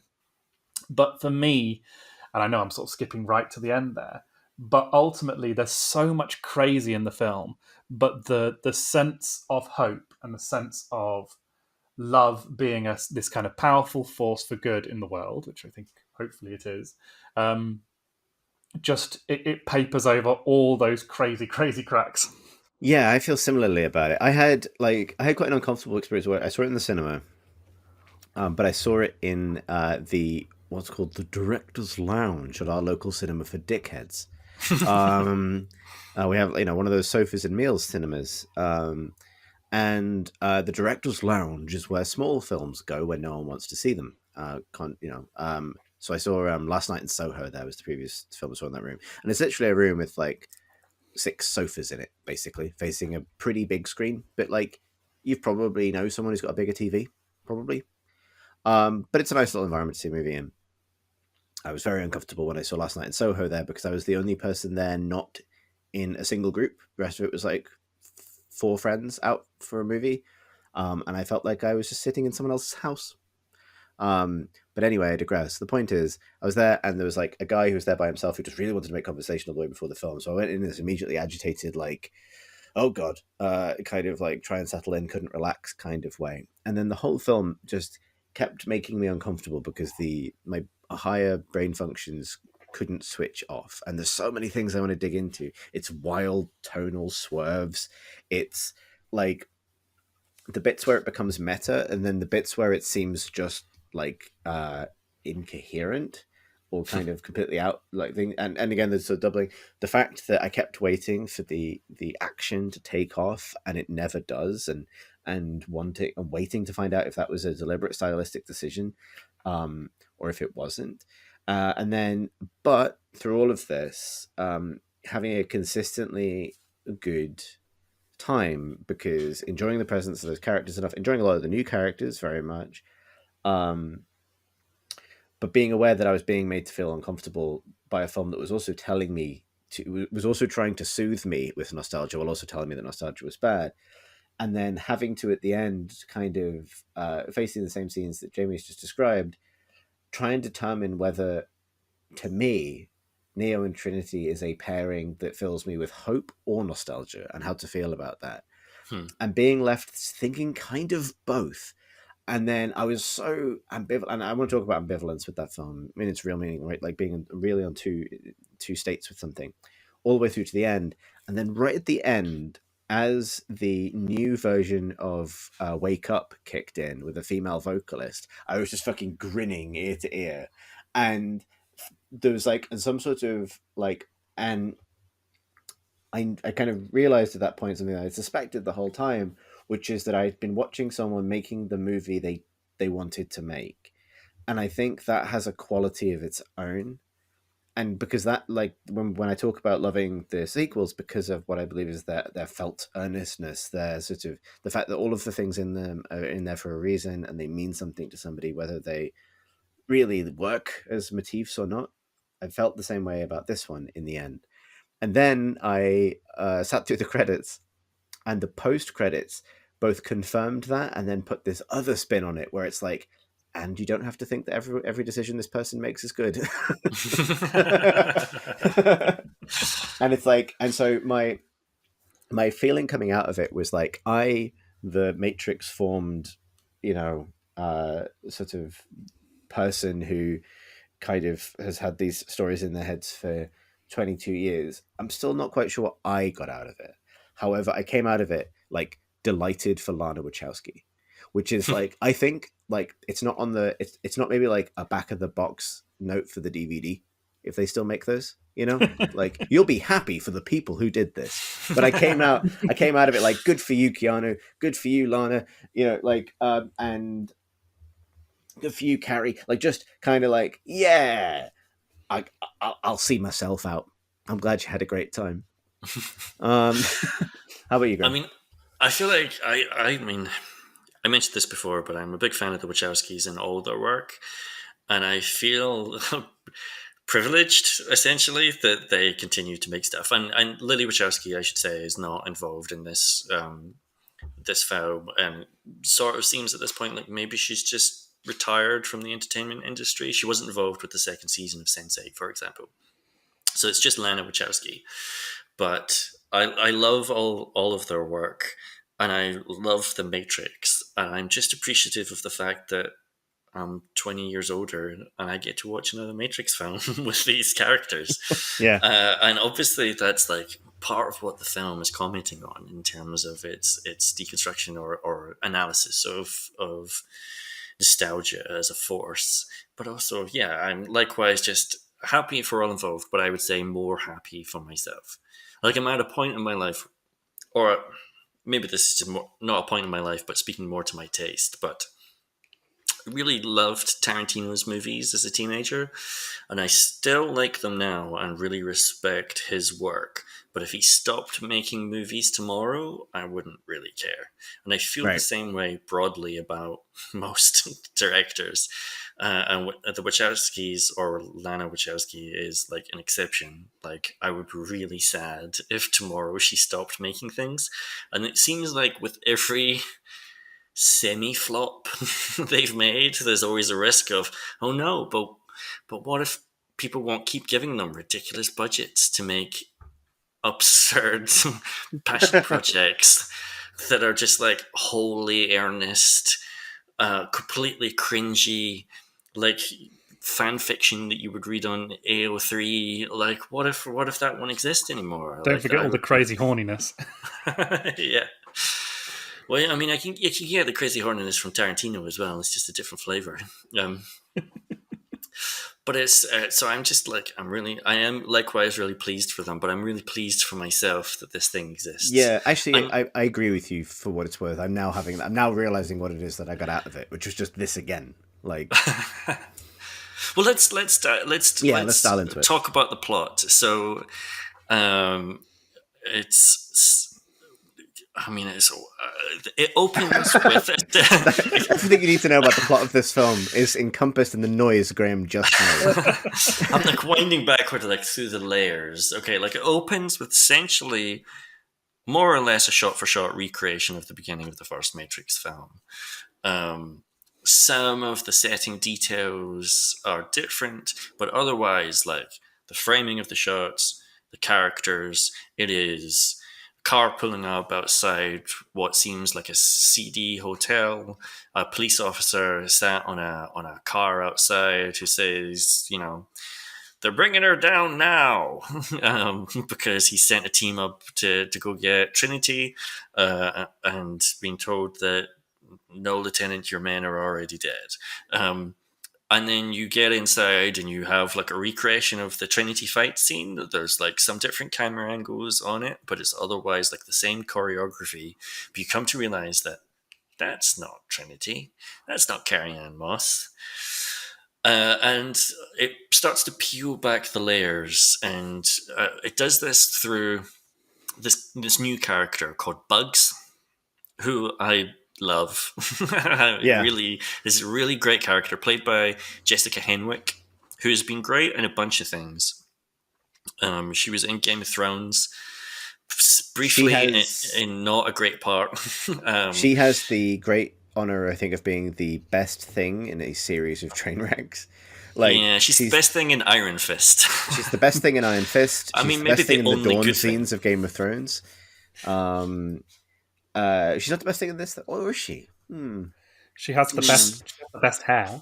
I think She has the best sunglasses, which is important in the world of the Matrix. In the sunny world of the Matrix.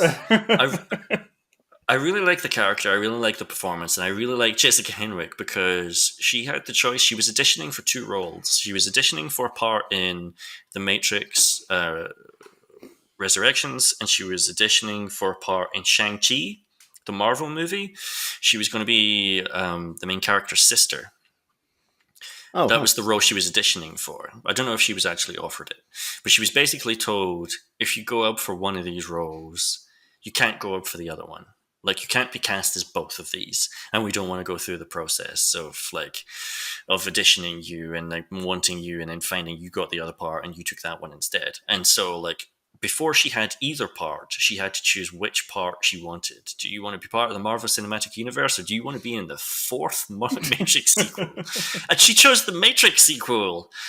Like, that makes... That's the coolest decision anyone has ever made. She's like my favorite person on earth.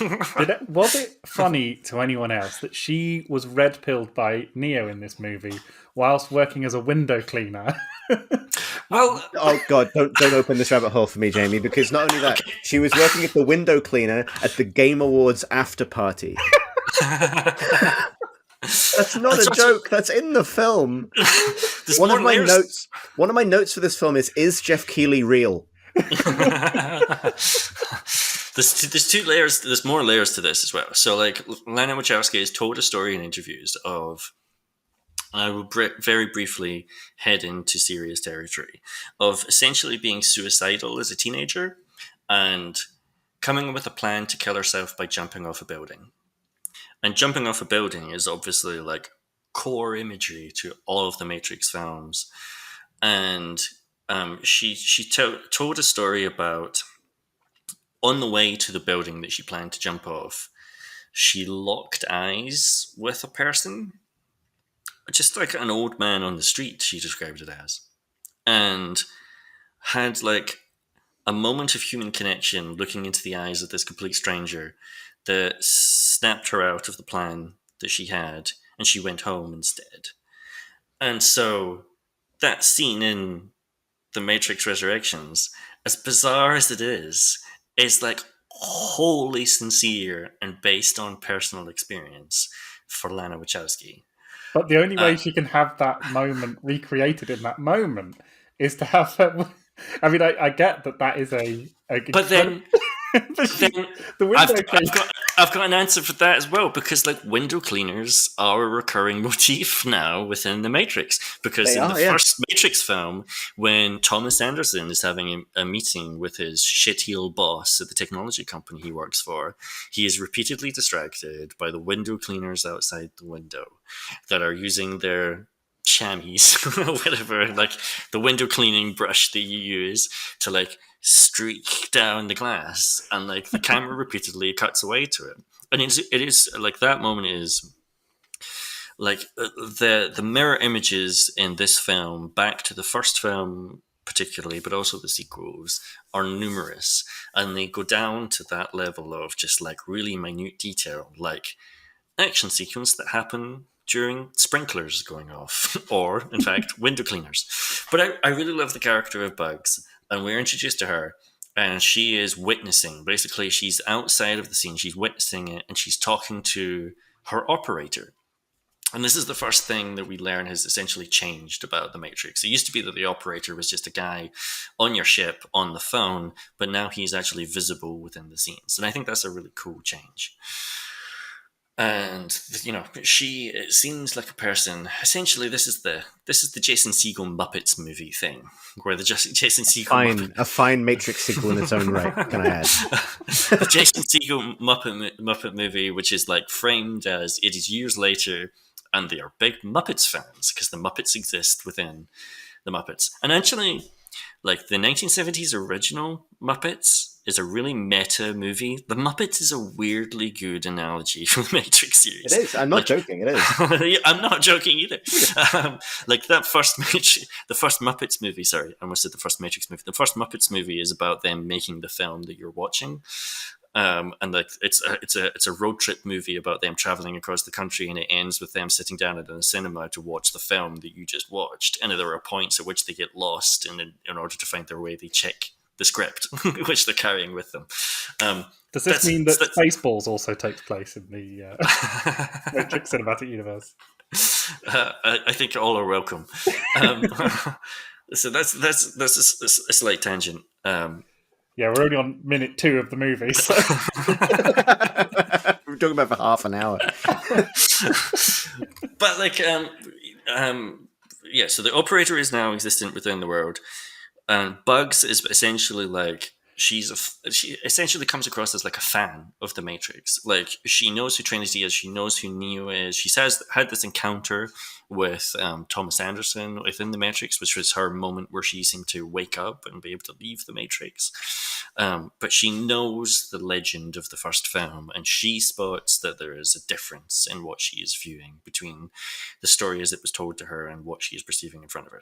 And what you eventually find out is that what she is viewing is like a video game within the Matrix created by a character who is, I don't know if he's called... Created by Thomas Anderson. Yeah, he's created by Thomas Anderson, who is Keanu Reeves, who within this new version of the Matrix is essentially Ken Levine. He's like an auteur game developer, and he created The Matrix, a video game, which was massively successful, and a series of sequels. He's now working on a new game called Binary, but in the background, he's been running this, what he refers to as a model, which is just a recurring program featuring AI, which he has created a new AI, which is a combination of his impression of Morpheus and Agent Smith, and he's running it again and again through the scenario to see if it essentially develops some form of sentience. You know, and maybe that's what Ken Levine's doing. Who knows? It's been a while since he shipped something. Can I? Yeah. Does anyone want to step in? I've been talking a lot. I really do. I do want to step in because something about it that at this point in the movie started to make me increasingly uncomfortable. So you know, in The Matrix 1, where Mouse has this whole monologue, and it's a brilliant monologue about did the machines know what chicken tasted like, yeah. Or is that why it tastes like everything? I feel like, is it meta in the sense that the machines have no idea what a video game is? Or was this a film made in 2021? Because it really it consistently, and I know it's kind of pedantic, and I don't want to fucking cinema sins bing this, but it did consistently I kind of loved the notion of Thomas Anderson, frustrated game developer, trying to recreate something that feels real to him initially. And then as the film goes on, it becomes more and more important that he's made these games, The Matrix, but that those games are the films, The Matrix. They get projected onto screens, etc. Yeah. Like it became like there's a level of unreality introduced to the movie, which is like, well, that's not what a game is. Like, it's just not. Like, that's a film. Do films exist? Like, was it? and this culminated in the bit towards the end of the film, and I know we're bouncing around, where Trinity sits down opposite Thomas Anderson, and she's starting to twig that something's up in this reality that's been created for them, and she says, I went home last night and I played your games. All of them, Harry? All of them? How long were these games? Were they like 3-hour indie walking experiences? Because I don't think that would sustain a kind of like ZeniMax scale operation with a corporate structure pictured. And then the scene where it's like, you know, they literally call it out. They say like it won a game award in 1999. There weren't any game awards in 1999, but it's the trophy from the game awards, the actual trophy. Did you pick up on that, Graham? That it's the actual game awards? I didn't. Yeah, the actual one. So I don't want to dwell on this too long, but just I'm sat there in my fancy fucking cinema spinning out because because I'm thinking like, I know for a fact that like I'm pretty sure that, you know, the production apparatus for the actual Game Awards is pretty pally with a lot of people involved through lines like the Cyberpunk promotion and so on. So maybe there's some kind of deal here. Is this marketing for the Game Awards? Like, like what the fuck is going on? And then I was on edge for like 3 to 5 minutes, worried that some games personality or another was going to show up. And also, I would say that the game company itself, I mean, I worked on a TV show called Kiss Me First, Kiss Me Worst, and that is like the kind of kiddie Matrix. It's on Netflix if you want to watch it. I suggest you don't. However, working with a team of people who didn't know what the hell they were talking about with video games and being the one video game literate person there, I was getting some real anxiety from the way that the video game company was portrayed and the way the employees were portrayed. It's almost like someone had gone like, Roy Clark, we love your work on Last of the Summer Wine and Keeping Up Appearances. Do you want to come and spend a couple of days writing dialogue for these video game programmers in our new Matrix movie? That's how kind of tonally it felt to me. But the thing is, the Wachowskis were really integral to all the Matrix games, including Enter the Matrix and Path of Neo. They wrote like scripts for them, and like some of like the one is it Path of Neo that has Niobe as the main character, but that's got cutscenes in it that were filmed at the same time as they were filming Reloaded and Revolutions, like live action cutscenes actually filmed. So I think first of all you can assume that basically these games had FMV cutscenes in them. That's why they're being projected on screen. But what I'm really hearing here is that you wanted them to project into the Matrix and have like a low poly Niobe model on screen. No, Graham, because they went halfway there. So I was talking to a friend about this after I saw the film. The version of this that would have twisted this from like a moment of discomfort that might be deliberate, might be meta or something, to something that I would thought would have been transcendental genius. If the thing that Thomas Anderson in the film had created was not The Matrix, but The Matrix Online, which, if I don't know if you remember this, but they said that game was going to be canon, right? That was one of their ways of offloading responsibility for subsequent Matrix stories. They said that the MMO was canon. I loved that MMO for what it's worth. And canonically, and I love this, and we're bouncing around the film at this point, in the film, when Niobe is describing how Morpheus passed away, she leaves the door open for his death in The Matrix Online to remain canon. In which case, they leave the door open for big nerds like me to hold on to the dream that was the bit where Morpheus was mugged by a ghost and died. In an alleyway, yeah. I've seen the cutscenes of that. Yeah, I didn't play the game, but I've watched it on YouTube. I think if they had done that, right, because as soon as they do that transition, and to return to the film more specifically, so when they do that transition to like he's a game developer, I get that tingle of like, oh boy, here we go, they're being brave. When they name drop Warner Brothers, like these sorts of these wheels are turning. I loved it. I was like, I can't believe they're fucking doing this. It's a kind of amazing fuck you / bit of fun. for me, the thing that would have capped it up, but for me, that thing of like these aren't games you're showing us, so they're films, was like a note of incongruity that took me back out of it and kept me in tension with that response. Whereas had they at that point just like shown footage from the actual Matrix games, I would have been delighted by that. I think it just would have helped the point land to me. So, Maybe I'm missing something. The plot reason for Neo to be doing this games is that he's kind of, being put to work, kind of recreating this story for reasons that become clear later. Yeah, but it's a kind of psychodramatic exercise for humanity at large. This is the kind of version of Neo. So he's retelling this story over and over again, right? For Trinity, who turns out to be just as important, right?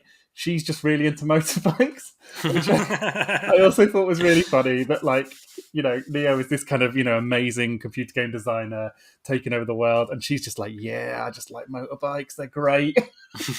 And that is the task that she's been set to for an infinite amount of time.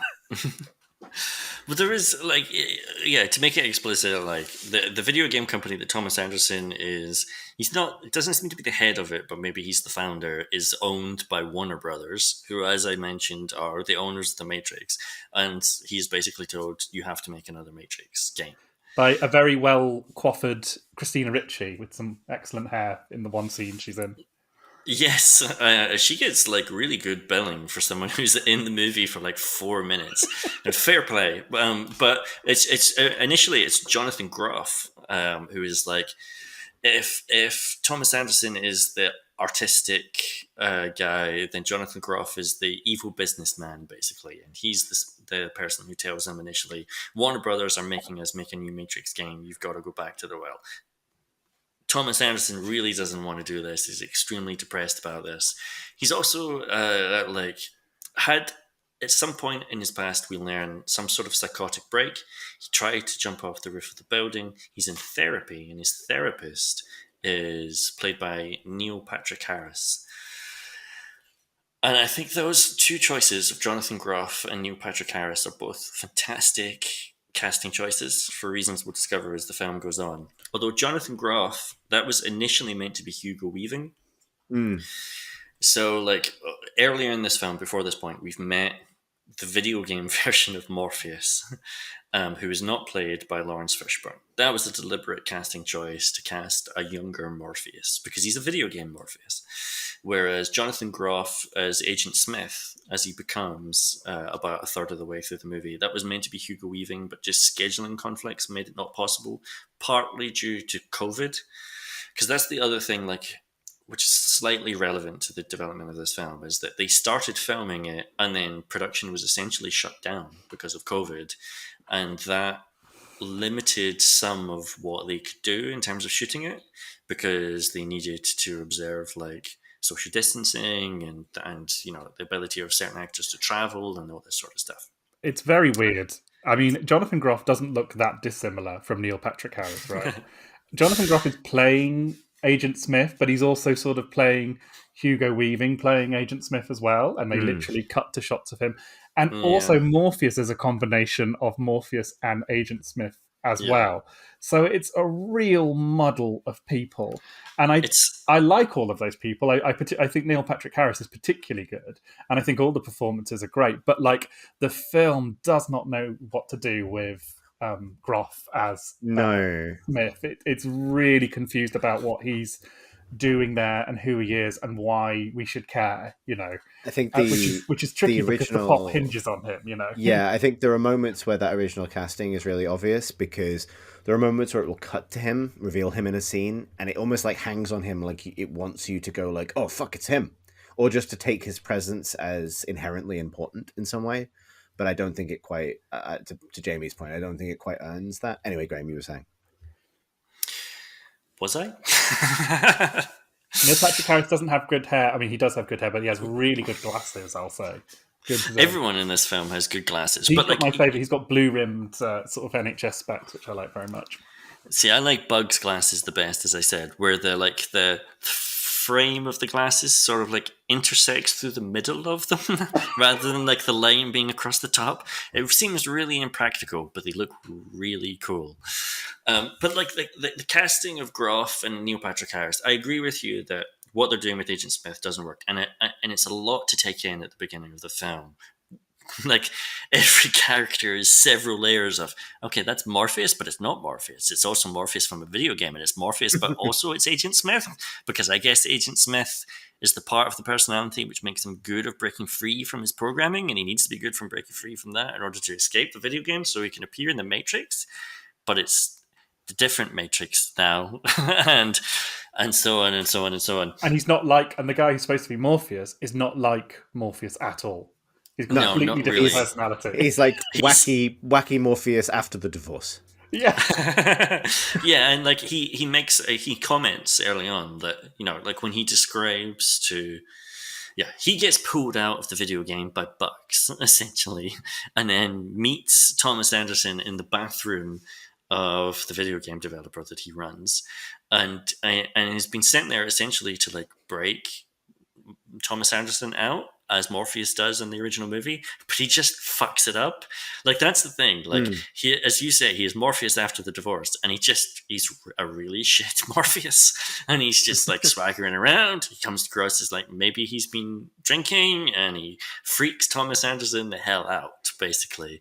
And I kind of love it for that reason. Like that stuff actually really works for me. Jonathan Groff as Agent Smith is a little bit less clear. Like, I like the fact... So there was a thing where basically Agent Smith is no longer wants to destroy Neo, as he does in the original trilogy. He's come to realize that they have almost a symbiotic relationship, or at least that they are connected in some way.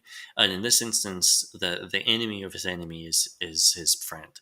And his enemy is the Analyst, who is, of course, Neil Patrick Harris, who is, you know, within the Matrix is Thomas Anderson's therapist, but he is the replacement for the architect. Because we learn that what has happened is because, this is really intrinsically tied to the original trilogy, which is why I feel like you probably need to have seen the first 3 films. But at the end of the 3rd film, the thing that changes is they don't destroy the Matrix, but they come to a truce with the machines. And the rules of the truce are that anyone who wants to leave the Matrix can. So it's not like forced liberation, where everyone is just has to come out of the Matrix whether they want to or not, but there is some choice involved in the process. The result of this is that lots of people do leave the Matrix, and the machines, we learn, no longer have enough power. And so war essentially breaks out between the machines. There has been peace for a long time between the humans and the machines, but the machines are now fighting one another over resources. So a new Matrix is created. The architect, who is the old Colonel Sanders patriarchal figure from the original trilogy, is dismissed, and in his place is Neil Patrick Harris as the Analyst. And the crux of it, of the metaphor of the whole thing, is essentially that Neil Patrick Harris is a social media algorithm, basically.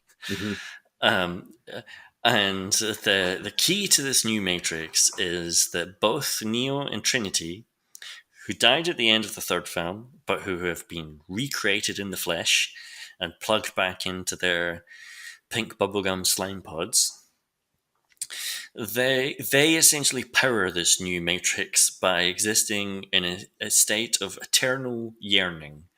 They must be close to one another, but never too close.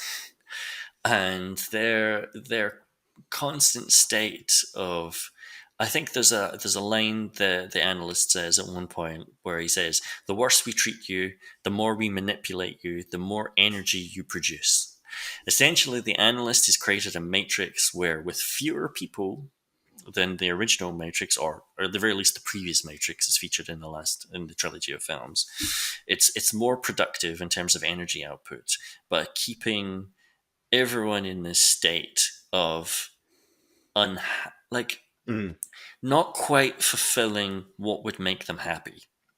And the film is an exploration of that. The film is like a condemnation of social media and those algorithms, and it's an exploration of nostalgia's role in that, in keeping people in this state of yearning for something they can't have, not taking action that would actually make them happy, versus the actual benefits of this, because this is the other thing, is that just like Matrix Reloaded and Matrix Revolutions, which made the original Matrix film more complicated and said, oh, actually the one is just another system of control. We created the one. There's been thousands of them, or an infinite number of them throughout history. The Matrix just repeats this process over and over again, all this sort of stuff.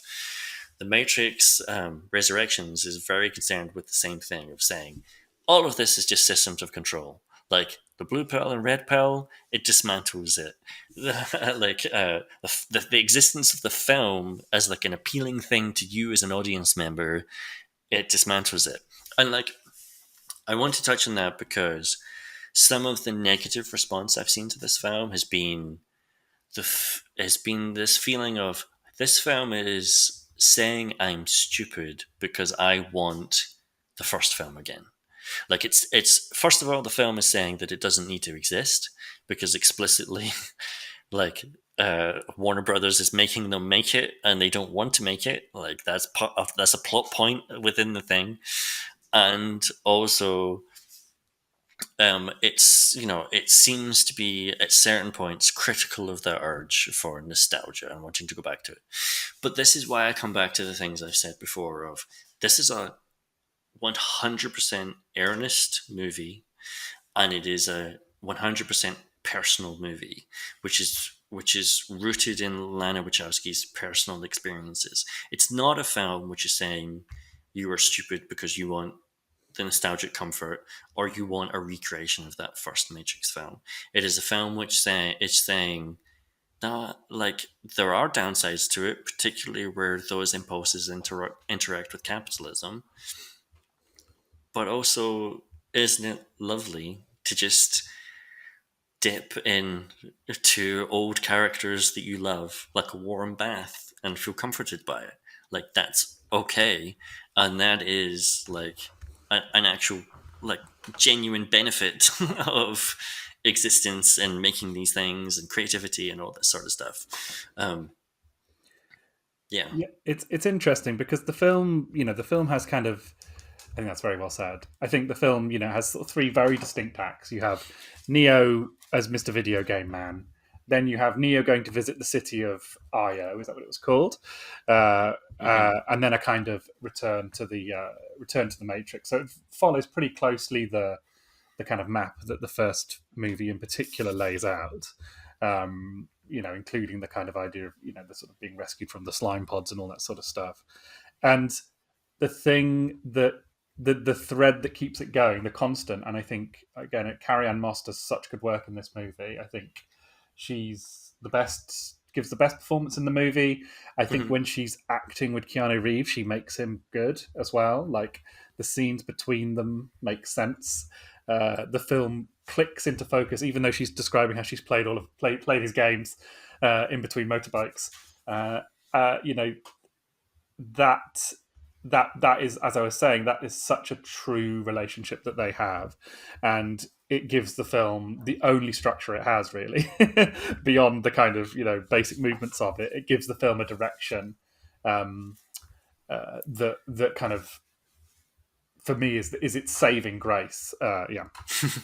I think Keanu Reeves is actually good throughout this, and I don't feel that way about every Keanu Reeves performance, but I do think he's a good actor, and I think he's good in this. But yeah, I agree with you about Carrie-Anne Moss. Like,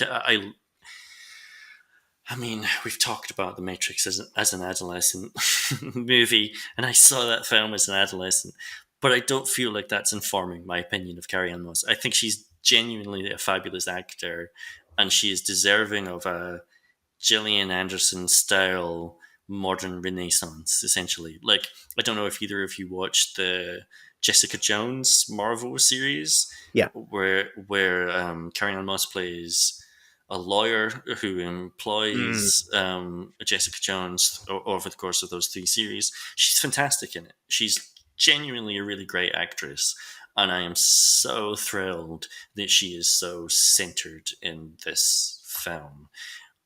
She doesn't get the lion's share of the screen time. It's still focused on Neo, but a lot of the real crux of it is based around Trinity, and I'm really happy about that. I think Carrie-Anne Moss is great in this. I think yeah, and to further the Keanu point, like I think um it's funny having seen this right after finishing Cyberpunk, which I think is a genuinely great performance by him throughout, like at length.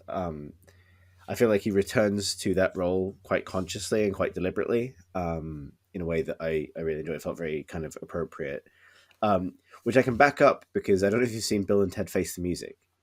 I Um, haven't actually. right, I really liked it, and one of the reasons I really liked it is it's also a very intelligent return by Keanu Reeves to an iconic Keanu Reeves role.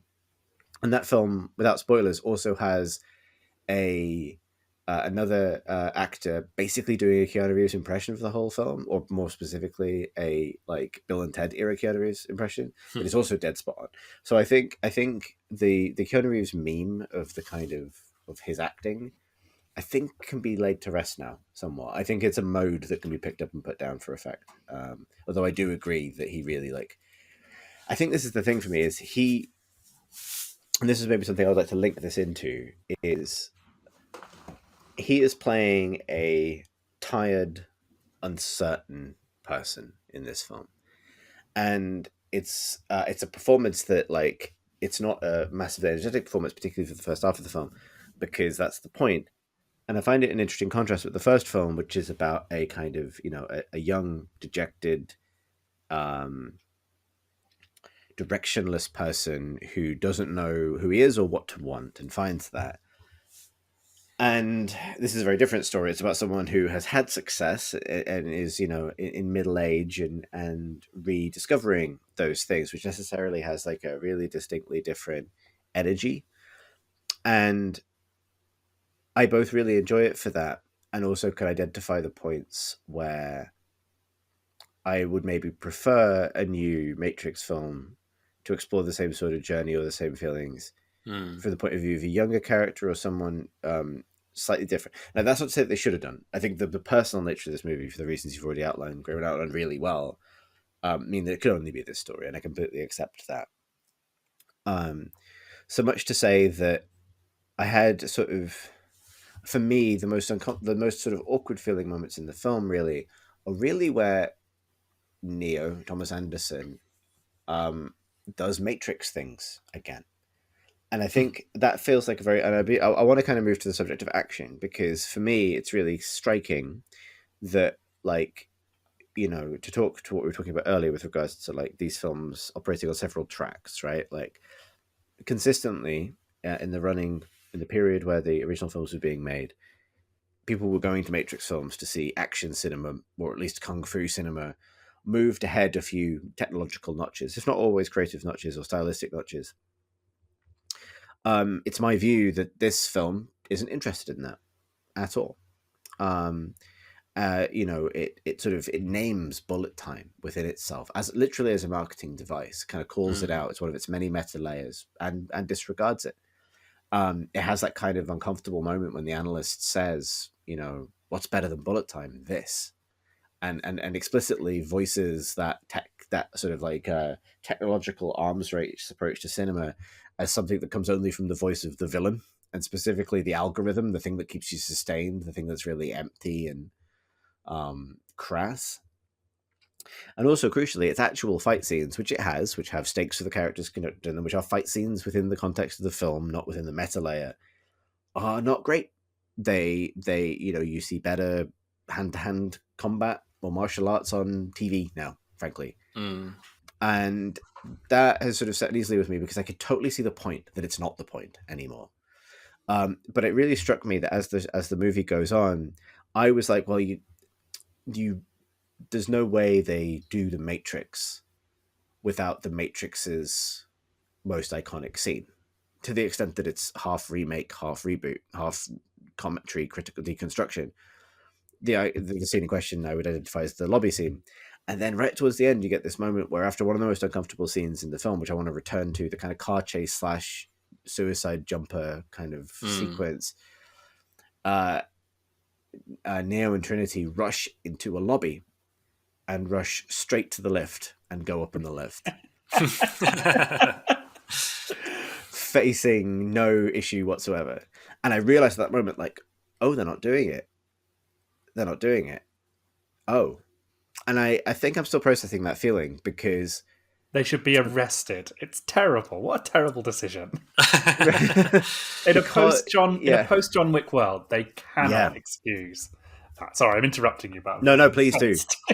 incensed by Right, the but shitty action in but this movie. I don't think that's an incorrect response, because for me, that's where we hit this really like interesting boundary between what like Lana Wachowski wants to make, what the audience expects, what it's reasonable for what the audience to expect, what it's reasonable to challenge the audience on. And I think this is where the Last Jedi comparison becomes again really, really, really pointed, because the films have had similar backlashes. You have failed to make something I'm attached to being badass in the way that I want it to be. We didn't, spoilers for The Last Jedi, apologies. If Luke was just force projecting himself and he was an illusion, then we didn't get a cool Luke action scene. You've robbed us of something we deserve. I think that's a kind of toxic response that undermines the fact that that movie makes a really interesting decision about how Luke might express power in his, veterancy. It really means something. I don't know what it means for Neo and Trinity to forego fighting, or if they really wanted to make a point about them kind of having moved on from that, about it not being what defines them, then the line "I still know kung fu" falls really flat for me. Similarly, if we want to move them on from the power that previously defined them, ending the film with really the point of the end of the kind of the not the point, but the punchline of the film being Trinity can fly too, also underwhelms, because it feels like it subverts and builds upon the same thing at the same time. It's like both extending the roof and digging under the foundations concurrently, which I find fascinating, but I'm not sure if it's successful or not in purely those terms, because I think at my core, I think the action scenes in the first Matrix film have artistic merit. I think they express something about the character. I think they're exciting. I think they create a feeling. It can be a really adolescent feeling, and I would completely accept that. But I don't feel it replaces them with anything other than slightly lackluster action scenes. And that, I have a slightly uncomfortable relationship with that.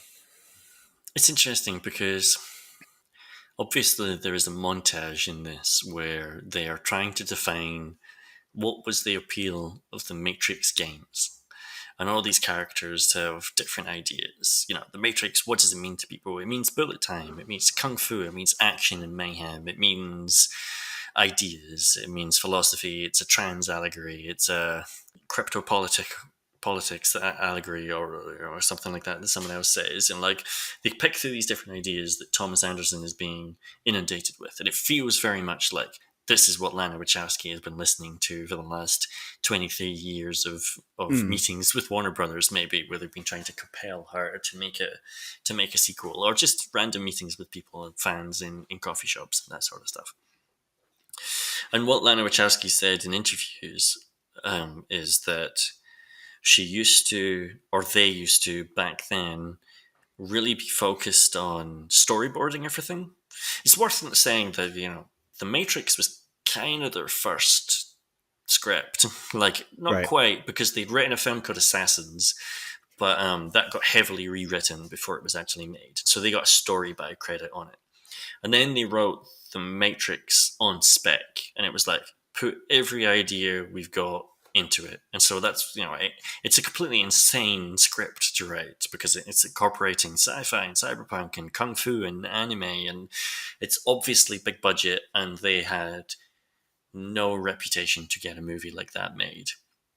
But off the back of that script, Warner Brothers were like, there's something here.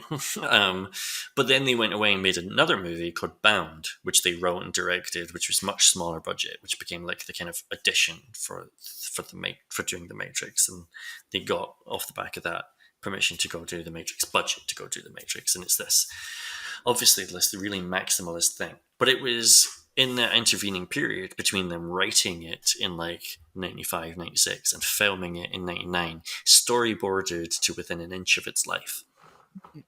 Every shot of the film was planned out. And what Lana Wachowski has said is that she doesn't like to work that way anymore.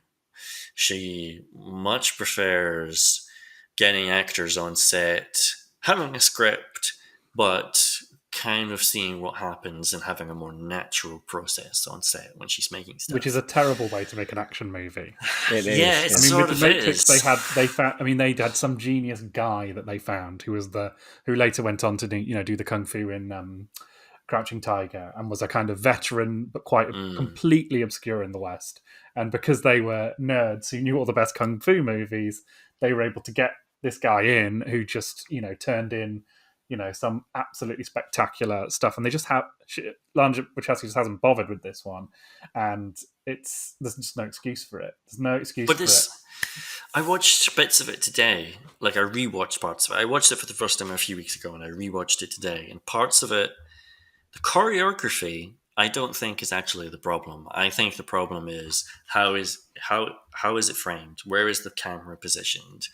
Yeah. And then how well rehearsed are the actors?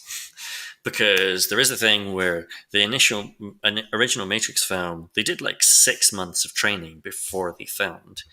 So the martial arts looks really good, even in situations where the camera is relatively static for a long period of time. Mm-hmm. And the way that you disguise bad kung fu a lot of the time is you cut. You cut on the punch, you cut. And this Matrix film, Matrix Resurrections, it cuts a lot more.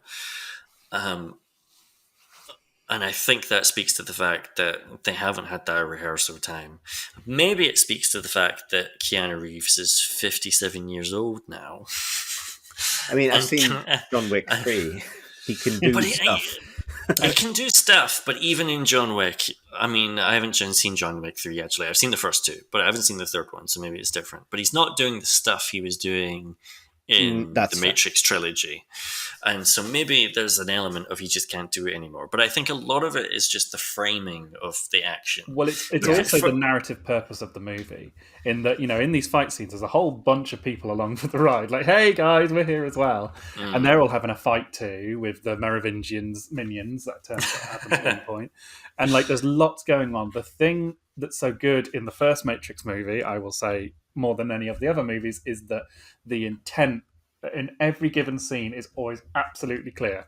Run, fight this guy. It's kind of so simple. Whereas I don't know who those people are who turn, Merovingians minions who turn up.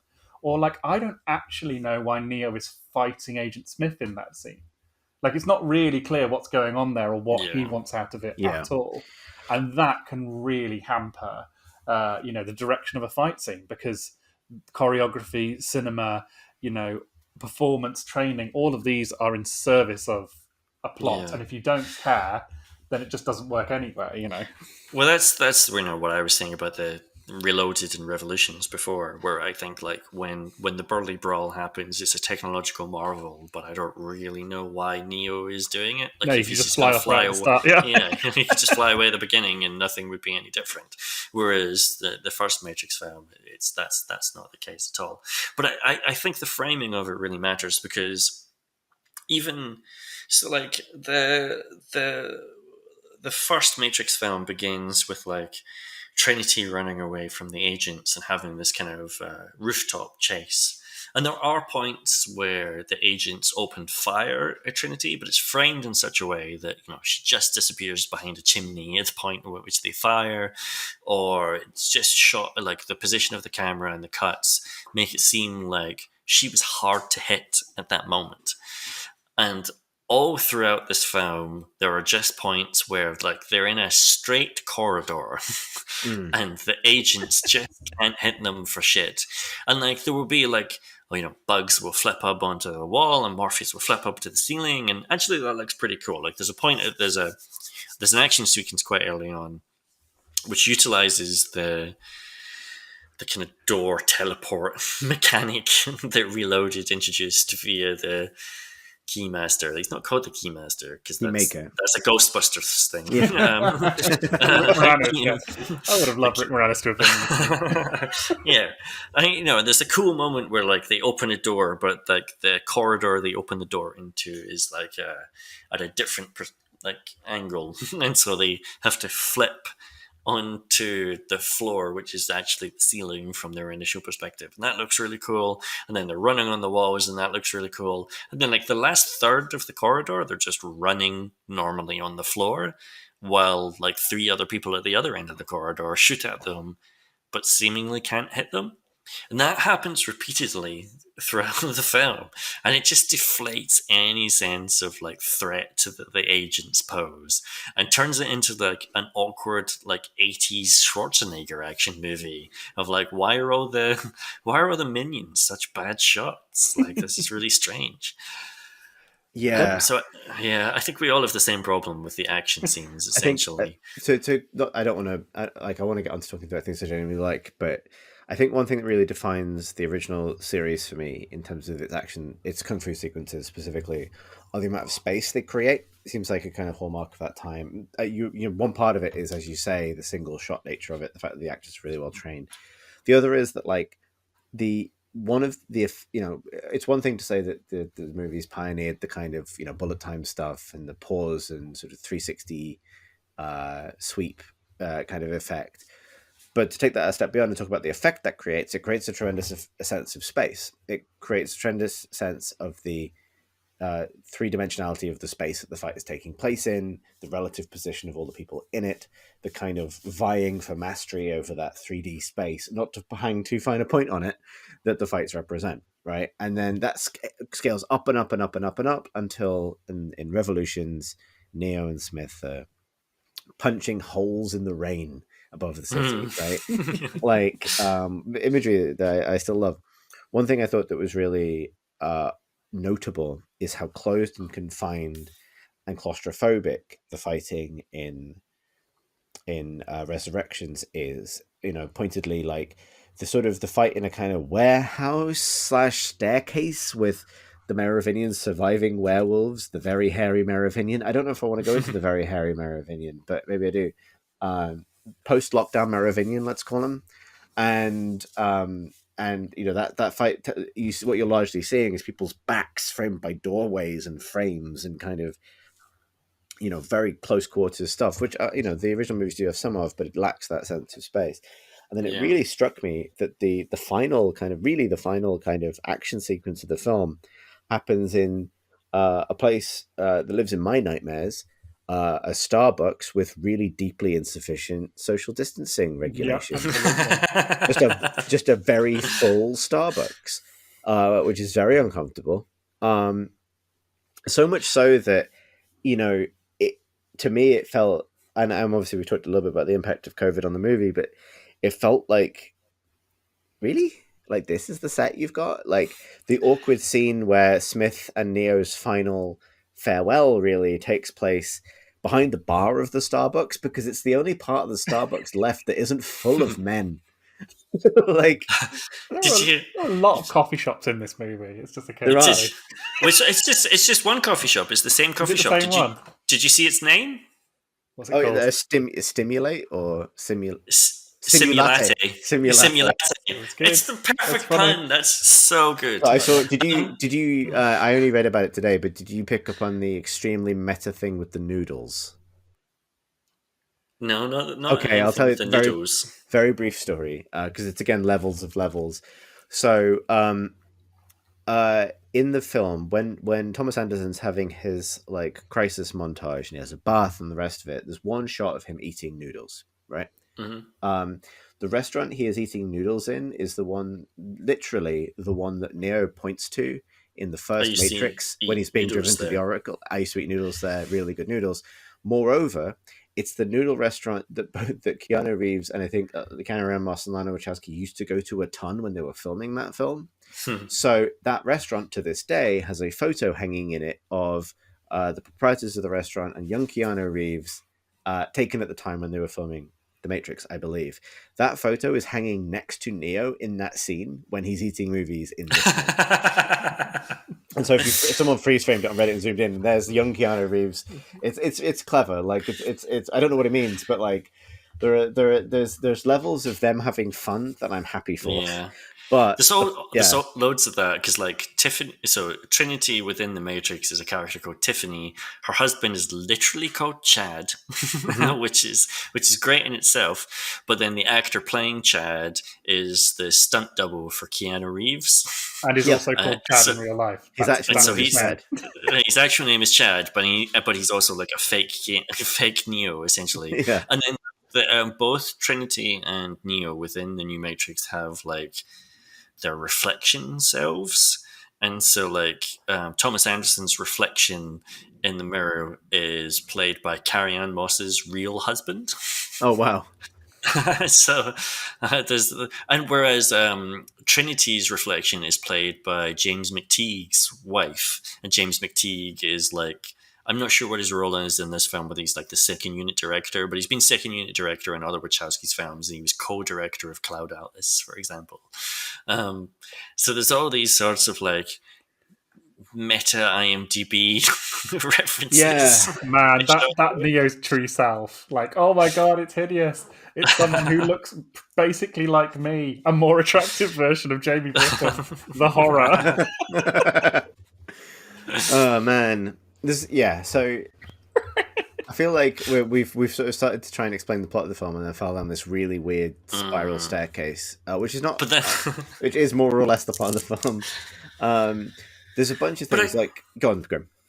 But what you were saying about the coffee shop, like, although a lot of the film takes place in a coffee shop, it's in some ways the perfect setting for the film, because there is something about coffee shops where you sit in them and you people watch and you maybe have a laptop and you're using their free Wi-Fi and you're working in them. Like, coffee shops have become this sort of center of yearning, haven't they? And like, central to this plot is that Thomas Anderson goes to this coffee shop and every day he sees Tiffany come in, and sometimes they have an interaction, sometimes they don't, but he kind of like yearns for her from afar. And that's like really central to the plot. So like, I don't mind that the action is set within that kind of environment. I think there's something that the film achieves here that is real, but I don't like. But I don't think this makes the film unsuccessful, which is that line. I really like that line in the first Matrix film. I used to eat their really good noodles. Because it's that line that just brings you into, it's a nice little, the first one's very good for this, for grounding its sort of, mad premise, the leaps between reality that it's asking for in things that have like practical human resonance. What did chicken taste like? I used to eat noodles there. These little points that kind of say that used to be part of my life, and now the things that I have been exposed to have taken me far beyond that life, right? And that moment, Neo's being driven to the Oracle ostensibly to discover his fate. And you have this counterpoint. I used to sit there and I used to eat noodles there. And implicitly, this is one of the many locations where Thomas Anderson in his previous life sat and thought, there has to be more to it than this, which is like the driving kind of adolescent maybe question behind the original Matrix films. I feel like in some ways, Resurrection's being set so principally in a coffee shop and being specifically about the yearnings of disaffected middle-aged people in coffee shops answers that question with, there must be more to it than this, with nope. Well, there's another part of that, which is that, so the first Matrix film, this kind of sub-boss of it is Cypher. And his thing is, I've been unplugged from the Matrix and its bullshit. I don't like reality. I want the lie. I want to go back in. I want the tasty steak. And in this film, you get to Io. Io is the new human city after Zion has essentially been destroyed. Io, maybe it's like 1-0, which is also binary, which is the game that Thomas Anderson is making his video game company when he diverts in order to work on the new Matrix film.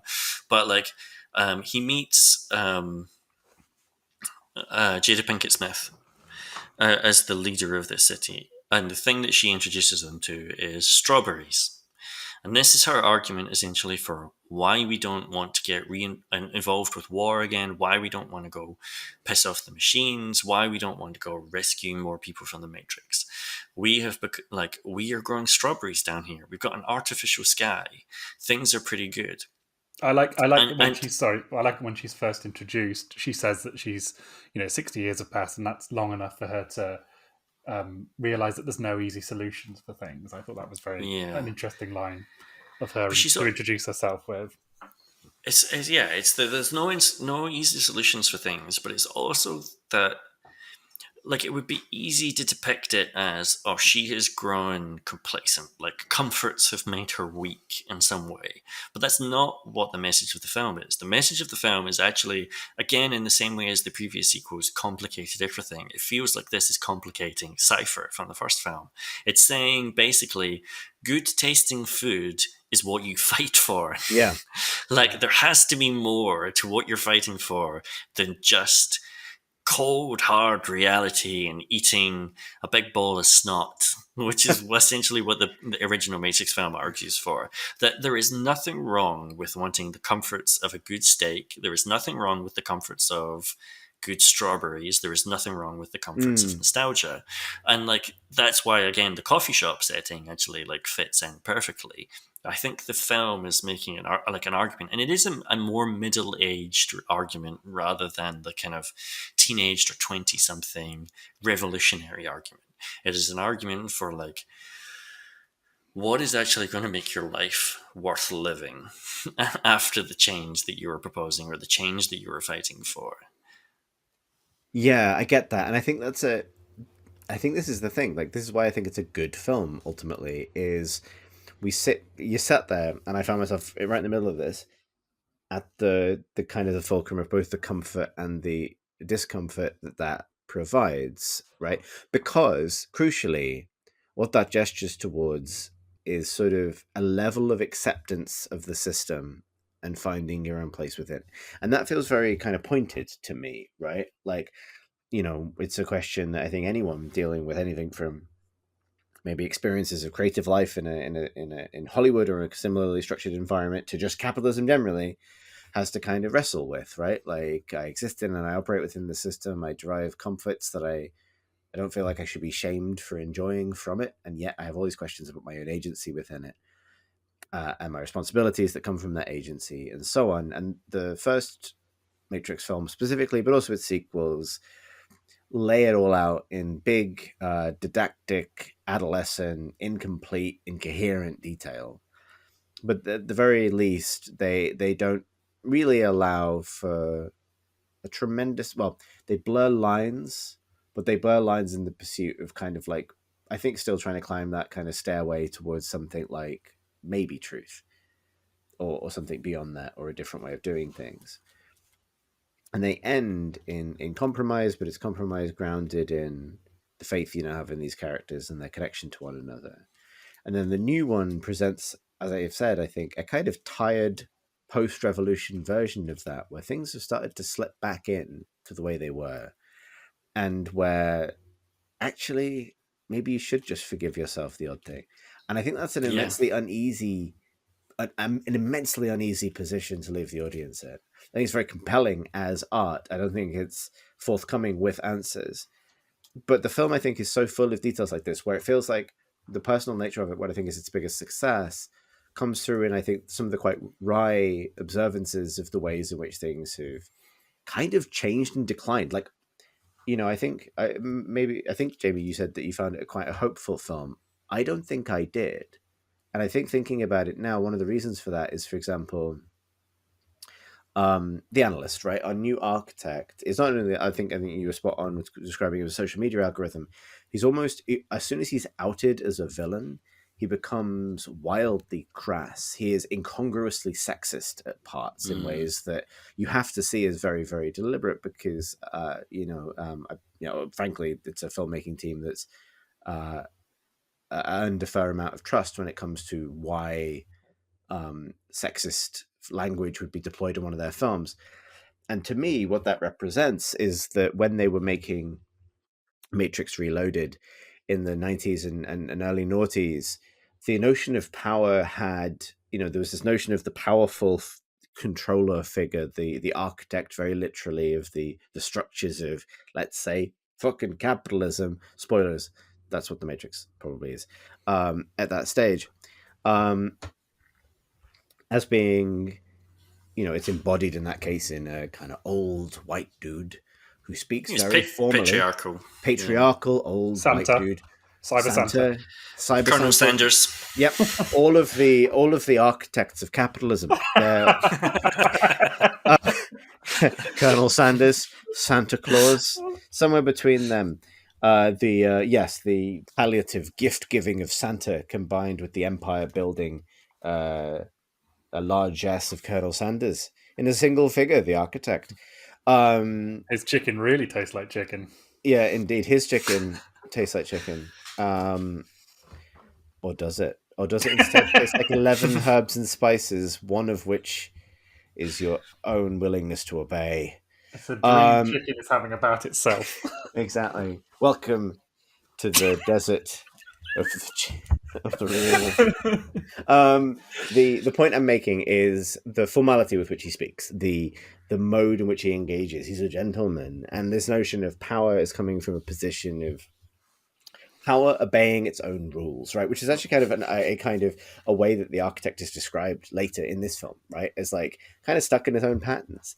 That what is being rebelled against in those first films is a stolid, implacable power that needs to be forced to bend to allow space for new ideas, the young, new growth.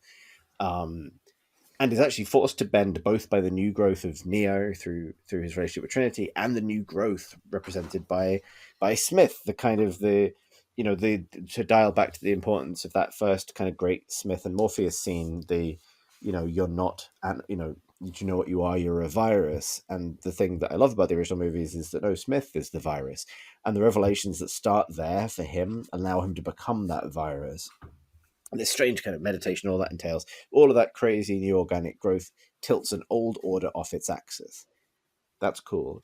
The new film gives us Analyst. This is what I really like about it. The Analyst, whose power comes from the fact that he is crass and changeable and petty, and at the very end of the film, quite grossly kind of malleable. Like, Trinity breaks some stuff off that guy for fun. In a way that is sort of proves how kind of like insensitive to pain he is, while also being a kind of sympathetic kind of, played by Neil Patrick Harris, kind of not sympathetic in the sense of you like him, sympathetic in the sense that he's human. He comes across as very human, but in a kind of gross way. He's sexist. He's rude. He's crass. I think there's also. Sorry to interrupt, but I think, like I mentioned before, I really like the casting of Neil Patrick Harris and Jonathan Groff. I think there is something about the fact of their image on the internet. They're both very memed men, and they both represent a sort of extremely clean-cut, very likable Broadway, very Broadway, Broadway singing, very charming kind of personality, and like they are using the parts of those personalities, Neil Patrick Harris especially, which is just like off-putting. Like there is something eerie and unlikable about a child star who is so talented and clean-cut in some ways. Yeah, and I think the point the film makes with that is that these like it makes you uncomfortable. And I think one of the points it's making is almost a reflection on the original films is almost to say we were wrong to assume that this is what abuse of power looks like with the original architect. That actually the way the internet has evolved and see all of these films as transitions to a digital life in many ways. That what digital life looks like in 2020, we have been through, or 2022, fucking hell.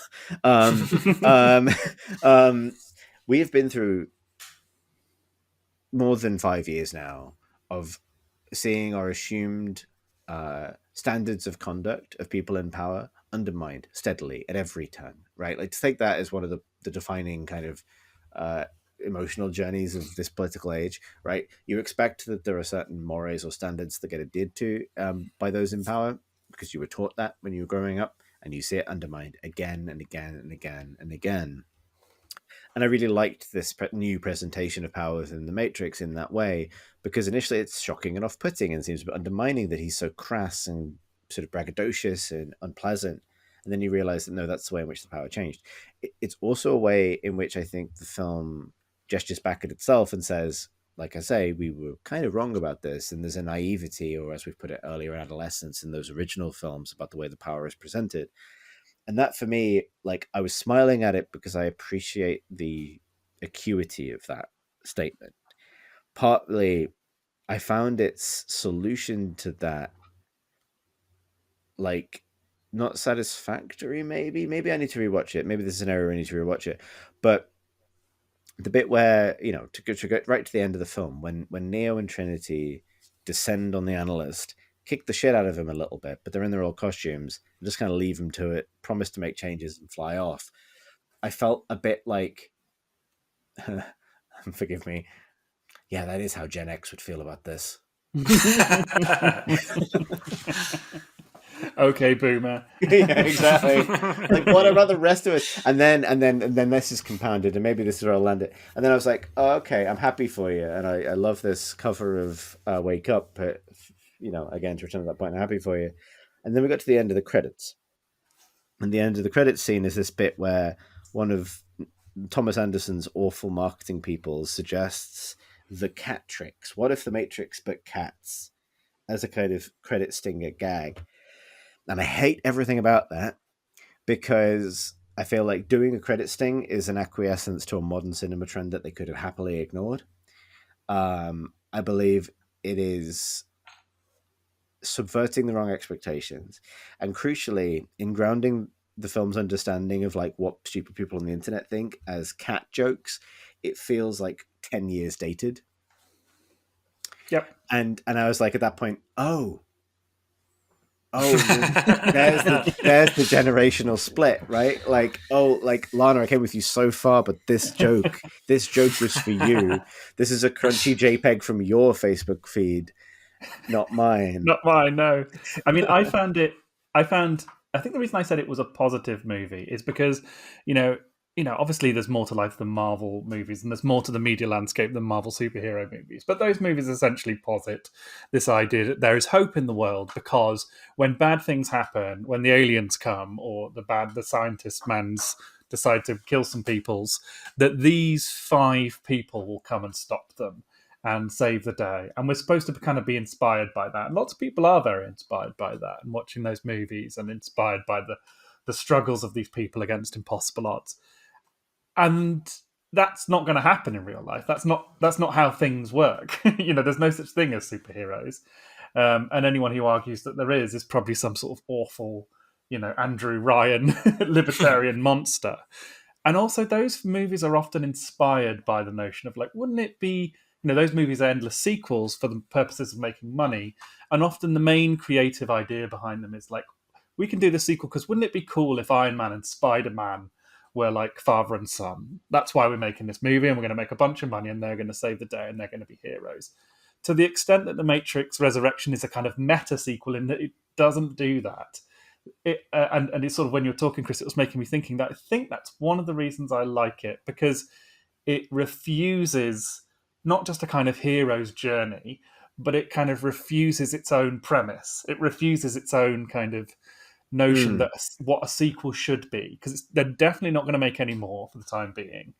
It rejoices in the fact, and I think the cat tricks, as much as that is a terrible joke, it is also a thing. They must know that people will be in the cinema watching that and like, ooh, what's the stinger going to be? Who's going to turn up and stuff like that? And it's this crap, fart basically. And it really annoyed me too, and made me feel kind of insulted. But I did appreciate in the movie, and I think that's why I felt it was positive, because it ends on a romance. It ends with, one person being borne aloft by the other, which a Marvel movies never finish with. They finish with like, and the story is going to go on for as long as we can milk you fuckers dry.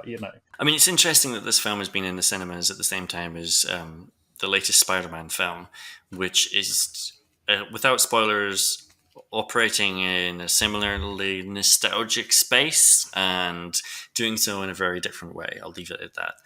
But I felt like it was a hopeful film. I feel like Resurrections was a hopeful film because it ultimately centered that Neo and Trinity relationship in a way that the first film sort of did, in a way that was easy to miss if you were a 14-year-old boy entranced by the violence and the kung fu and so on.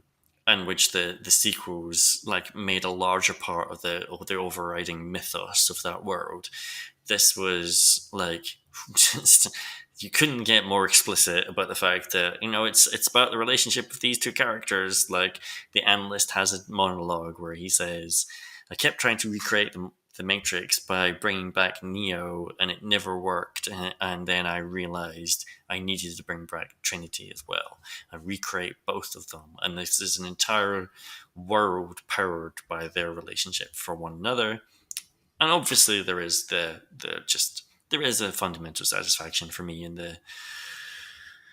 It's pretty basic, but the feminism of like, now Trinity is more powerful than Neo, and she's the one that flies and she rescues Neo, and like she is the kind of leader of the pair of them this time around. There's like been a common response to this, like an interpretation of it, where people have said it feels like fan fiction of the Matrix, and I get that. And like the reason for it, I think, is because, and I feel this sort of similar about the two Matrix sequels as well. Like they all sort of feel like fan fiction of the first Matrix film to some extent, but it's born of that earnestness and like the centering of the romantic relationship. It's funny. I hear that criticism levied a lot, that the idea of things being like fan fiction, and I do kind of feel like that if you live in a culture where ideas and intellectual properties are echoed back at each other constantly and remade and reforged, like stuff is gonna feel like fan fiction. There's no delineation rather than quality, I don't think, and it's kind of this weird slam that people have. Agreed. Yes, there's an emotional earnestness, I feel like, to fan fiction, where it's sort of like indulging in subtext in a way that oftentimes pop culture doesn't, because it would be cringeworthy if it did. And like, or even not cringeworthy, like the example is that you never see Han Solo and Leia fuck. Whereas Matrix Reloaded has like a really quite lengthy sex scene between Neo and Trinity, intercut with the rave. And it's like, that's the kind of scene that you would get in fan fiction normally. Of like, obviously, like Disney's not going to produce a Marvel movie where the romance is actually sexual in any way. It's going to be quite chaste. And then if the fans of that relationship are going to indulge themselves via the fan fiction. And the Wachowskis are always quite good in their work and saying, no, we will indulge you. Like, the thing that you want to see Trinity be a badass and kick a guy's ass and like cut his mouth off and call him out for his sexism and misogyny. Yep, that's just in the film. Graham, can I slow you down a little bit? Because what I find really interesting is like, I don't think that is what constitutes fan fiction in the sense of the Matrix. And I think what's really interesting about this is it calls into question that notion of fandom, right? Like, that this is good. This is good about the film, I should stress. Fandom for a lot of fans of the Matrix would be Trinity not being in it at all because, a female character, and Neo kicking people in the head for 2 hours. But those people don't write fan fiction. Those people, like the people who are like that, maybe make a Half-Life mod, but they do not write fan fiction. I would argue they made an entire movement online. Yeah, but that's not fan fiction either. Maybe I'm stretching the yeah, there is. I'm talking really literally fan fiction on AO3. You go on AO3 and it will be stories focused on the romance between Neo and Trinity. Maybe stories focused on the romance between Neo and Knuckles Tank. and Sonic the Hedgehog. Okay. I would quite like to see Neo shag that mad eagle robot thing that turns up halfway through the movie. I want to touch on that as well, because like we talked about Matrix Reloaded starting that kind of journey of like making the machines more complicated than just good or bad, and with the Merovingian. And I do like that the Matrix Resurrections continues that with I think one of them is called Shibebe. And then one of them, I mean, I thought of them as more like a XCOM style fucky snake character, but yeah, maybe they're more like a hawk. But yeah, one of them gives Neo a hug, and he's only just met it, and it's like it gives him a kind of touchy on the forehead hug. It's very strange. And Shibebe seems to be some sort of floating manatee sort of thing. But I like the fact that, okay, like the machines now have free will too. Like it has added shades of grey to this world in ways I appreciate. And I like we've talked about as well about Sorry, Chris. I feel like I interrupted you like 6 minutes ago, and I'm still talking It's okay. now. It's all good. We talked about the return of Niobe and the Merovingian, but there's also the return of Sati, Yeah. who is the kid who is created in the Matrix Revolutions by two programs because they were in love with each other. She's essentially like pitched as within the narrative as the first program created for no like systemic reason. Just because two programs are in love, they created a new program. And Sati there, returns in this film, playing sort of the oracle role, in that she's like she's wise, she's a program, she exists outside of the matrix, and she like points the characters on their way. And like I again, like I'm just thrilled. I feel by the lore returning at me in this film. Mm-hmm. Yeah, I think like I was really pleased by that. That's why I had a smile on my face. I think it's a nice kind of loop because I think it sort of ties to both things. I think it falls into the same trap that Jamie jested at earlier in terms of doubling of characters in the film and who could potentially fill what role, and it does end up being a very full cast by the end. But again, I think it's sort of to kind of try and tie a few different points together here. I think it's a film that's really fascinating in some ways because I think in the conversation we just had, we've identified it's very hard to know what a fan of the Matrix necessarily wants, right? That's really what I was trying to indicate. Like, yes, I accept that there are going to be hardcore Neo Trinity shippers, and God knows they've had a great time. But I think it is vital to understanding the Matrix, to understand the ways in which those original films were adopted wholesale by people who absolutely did not understand them, or or at the very least did not have the empathy or the interest in lives unlike their own to derive any interesting conclusions from them. And and I think this film's uncomfortable relationship with nostalgia, where it's sort of explicitly dismissing it on one hand and then embracing it wholesale on another, speaks to, I think, what must be a very uncertain relationship with the legacy of work that, I think singularly in the career of the Wachowskis has like empowered some pretty bad stuff. And so when people say it feels like fan fiction, that's a very loaded phrase because, as you say, fan fiction is often about people finding and really explicitly explicating some emotional resonance that they've had from a piece of fiction. They have really resonated with a character or a pairing of characters. They've seen the romantic spark and they want to see it delivered, and maybe in reasons for whatever reason the original showrunners or filmmakers or game makers did not deliver. The reason I called attention to the fact that I think a whole generation of Matrix sort of acolytes span at least the vocabulary of a series of deeply tasteless movements out of the film speaks, I think, to its ambiguous cultural legacy. And I think when those people say this film feels like fan fiction, they mean a very specific kind of fan fiction, a far more kind of like what they're really saying in a way is that Lana Wachowski does not have the right to tell the story that she is telling because it does not adhere to the ideology that the original film, singular, has been recruited to propel, which is what we were kind of discussing at the beginning of this. And I think what that speaks to more than anything else, because I agree 100% with Jamie that the only difference between fan fiction and fiction is quality, and to that extent it is a completely useless phrase. You might as well just say good fiction and bad fiction. I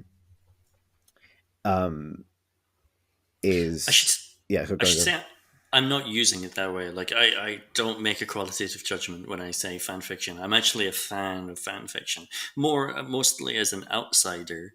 Mm. But I'm saying it feels like fan fiction in the sense of, as you say, it's making explicit an emotional subtext in the original work. Well, it's And going out of its way to oftentimes, undercut the kind of structures of these things, and to a lot, because you mentioned it, Graham, because that was the criticism that others had leveled yeah, against the movie, and that is because it's a film that goes out of its way, as Chris was saying, to go round the houses and try and come at this from a different direction, which I think to a lot of people does seem like fan fiction, because it's not as simple as just having the two characters fight or the two characters screw. There's like a lot of movies do these Yeah, days.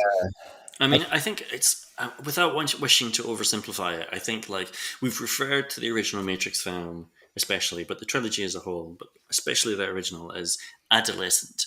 But we should maybe be more specific and say that it's a masculine adolescence. Like, it's a film that deeply appeals to teenaged boys, I feel like.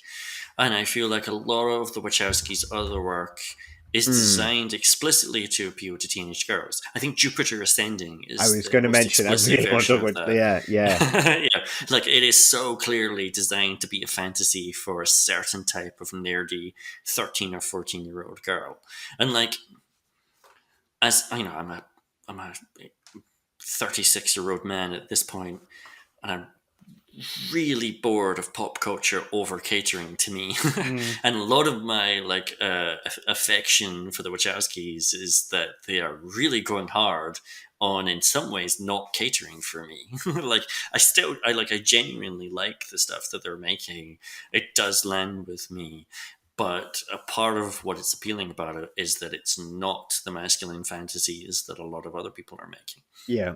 And I feel like, part of the, fan fiction tends to be a feminine pursuit. Like, again, that's a really broad generalization, but I'm relatively in touch with that community and that sort of thing. And it tends to be women are the people who are writing those stories. And so it's not a qualitative judgment when I say this feels like fan fiction. Like, this part of the reason why I like it is that it feels like fan fiction. I guess maybe to kind of like link the two things then, I think it kind of identifies something that's unique and kind of special about the Matrix is the position it occupies and all that. Like, one way as I would like maybe talk about the value of fan fiction is it's often, as you say, the articulation of things that typically, and this I'm holding this lightly, typically women have found valuable in fiction that a bunch of men made for themselves, right? Where that value has emerged perhaps accidentally. See, this all the time in game communities, and I think there are several game series even where you can see the really positive influence that an almost in accidental initial fandom has had on the subsequent development of the thing. I think this is a very pertinent point for The Last Jedi as well, which is a film that we've returned to a few times, but I think is notable because it, for the first time, appears to take seriously the task of advancing not just female specifically or women specifically, but feminine perspectives in a fantasy setup that's predominantly and definitively masculine. And the Matrix sits squarely. Well, no, it doesn't sit squarely. It sits ambiguously.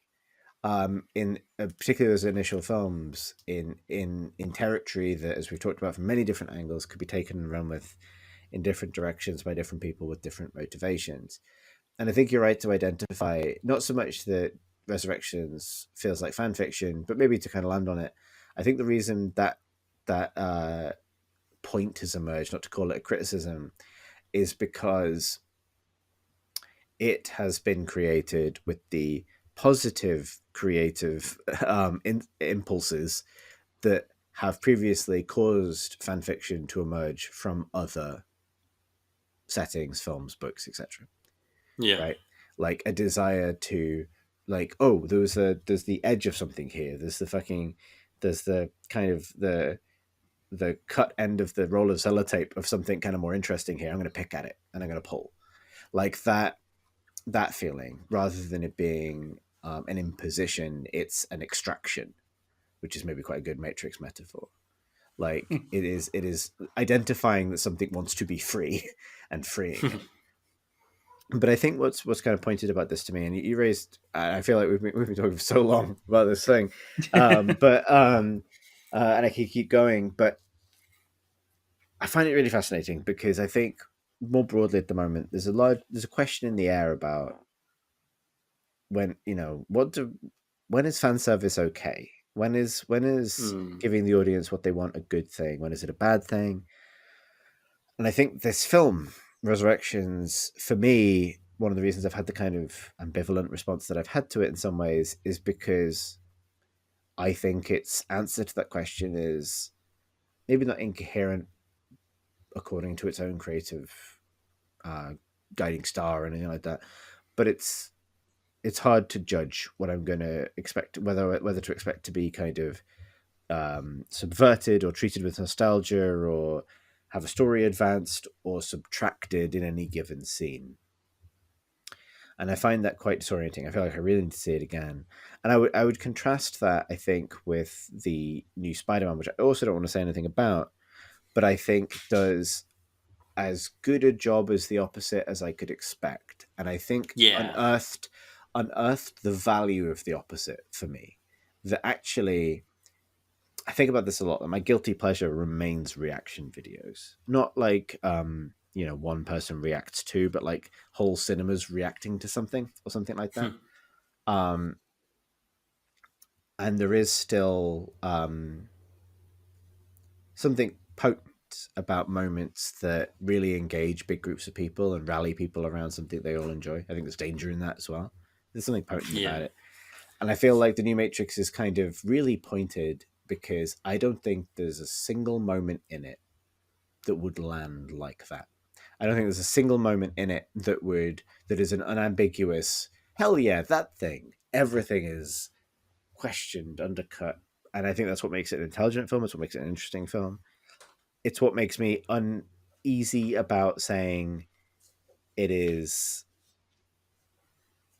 Oh, actually, I'll put it this way. I think maybe the best way to put it, because I think I'm meandering beyond the point slightly. Jamie, you've spoken quite at length about like the feeling that the original Matrix film left you with, that kind of buoyant exiting the cinema, kind of bouncing with the energy of the movie as it leaves you. This doesn't feel like a film that can do that or wants to do that. No. And I still see that effect as something good. And that doesn't mean this film has to deliver it. It's just something I noted by its absence. It gives you it gives you the memory of that feeling, but not the feeling itself. It gives you a conjuration of something that's now lost, without the actual uncut stuff itself, which is a weird thing for a movie to do, because most movies would go out of their way. The Last Jedi ends with triumph, a really Star Warsy sense of triumph. This doesn't end with that. Actually, it ends with the ghost of something and the feeling of but a happy ghost. Casper the Happy Ghost, Yeah. Which is weird. It's very postmodern. I mean, remember when The Matrix came out, postmodern was a word people were using about it, and luckily culture has moved beyond just that as a catch-all term for all things, and started using meta instead. But it does feel nicely, I think what you could definitely say about it is it plays outside of the normal rule set for these things, and that is refreshing, even as so far as the movie is kind of a mess. I mean, we haven't talked about the big Left 4 Dead zombie bit at the end, which is just something for them to do for the last 20 minutes, and it does go on, and what's that saying about, is that doing a Dawn of the Dead style commentary on the population being mindless zombies, or is it just mindless zombies because that's what they could be asked to do? So, I mean, oh god, I've got 3 points. We're 3 hours in. I've got three points to make based on the last 2 sentences.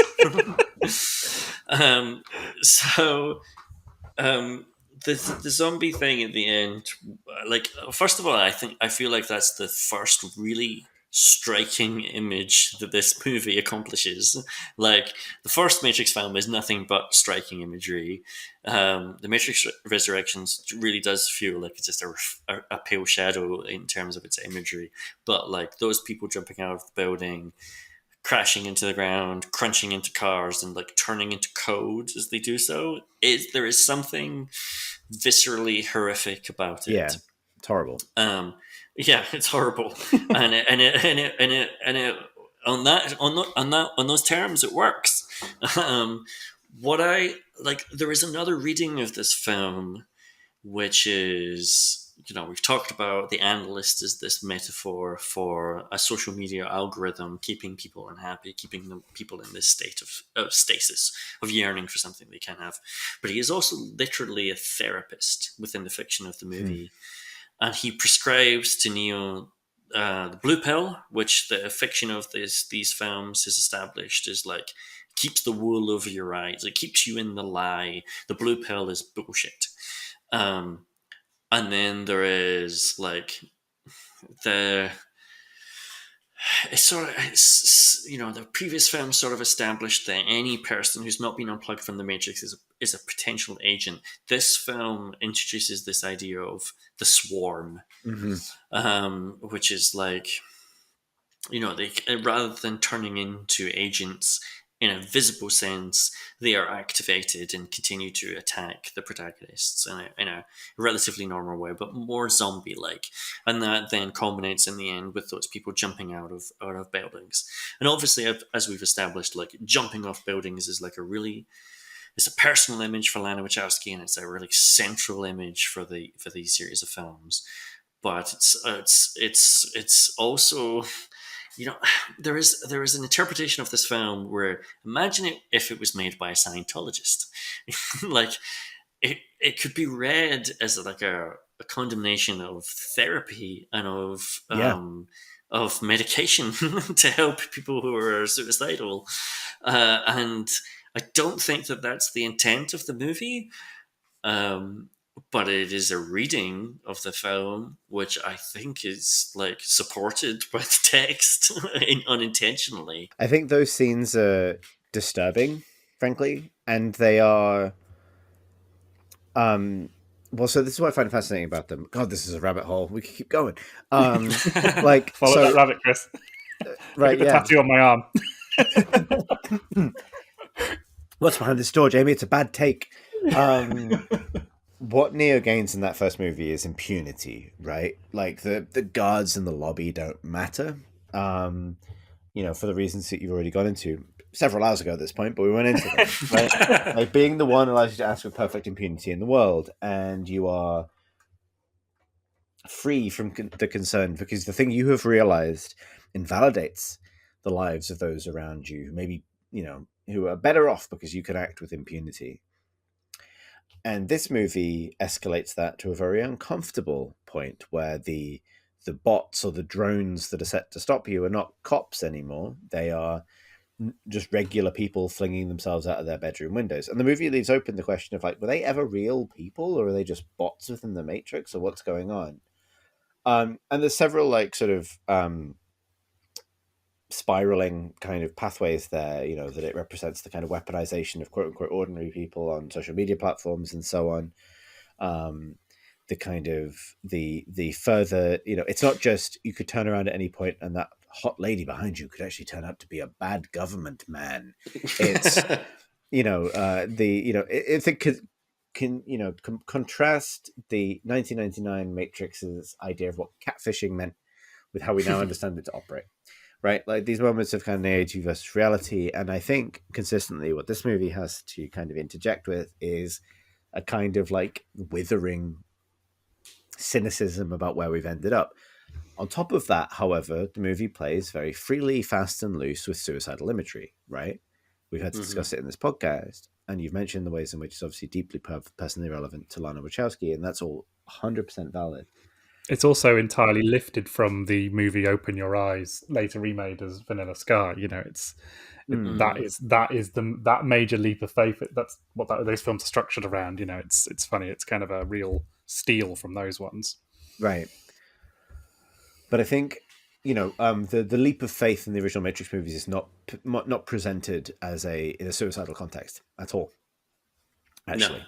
It isn't, to the point when Neo fails, he lands in the big spongy tarmac, which goes whoa, whoa, whoa, whoa. In this film, it gains absolutely unavoidable suicidal context. both in terms of why Neo initially does it, and also in subsequent terms, like that horrific sequence at the end that kind of increasingly adds kind of disturbing real life weight to that moment. And I'm really torn about it because on one side, how disturbing it is, I think, is again one of these many kind of acts of subversion that we've been talking about. On the other, it plays sort of fast and loose with that imagery, I think at the expense of an audience that it's not trying to upset on purpose, right? Like and this is where this is where the subject, which might be too big for this episode, honestly, of like, where do you move with the audience and where do you move against them remains really, really interesting to me, because I think, we are in an age now, we're in a time now where it would be expected, and now, frankly, I would expect us to put one in front of this episode where you let people know if you're planning to talk about these subjects, right? Because they have an effect on people, because they are, effective. And I think there's probably nothing more potent if you want to talk about the Matrix's transition from a fantasy space to a more uncomfortably real space in the course of the original films and now this one, than that image. What it means to stand at the lip of the edge of a building and consider your next steps, which is wholly an empowering, enlightening thing in the original film, and now it's become this deeply complex and sometimes horrific thing in the new film. Without, I think, a sort of a sense of what the audience gets out of that subversion. And maybe this is me being too sensitive potentially to that, but I saw it in discussions I've had with other people who've seen it, that those moments were disturbing. They were kind of felt a bit out of whack with the tone of what they expect from the Matrix.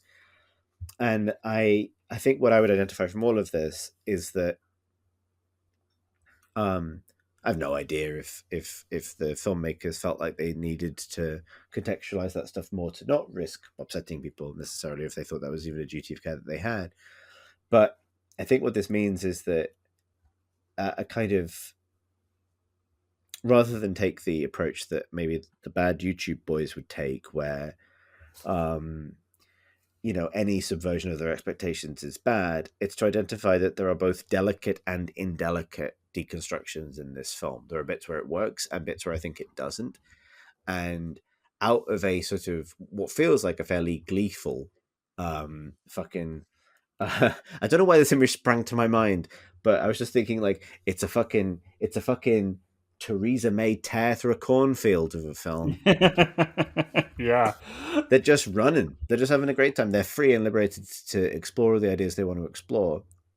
Well, it's very strange because I feel like if you're in a simulated reality, if your movie is about simulated reality, then you have an opportunity to either engage with that or not.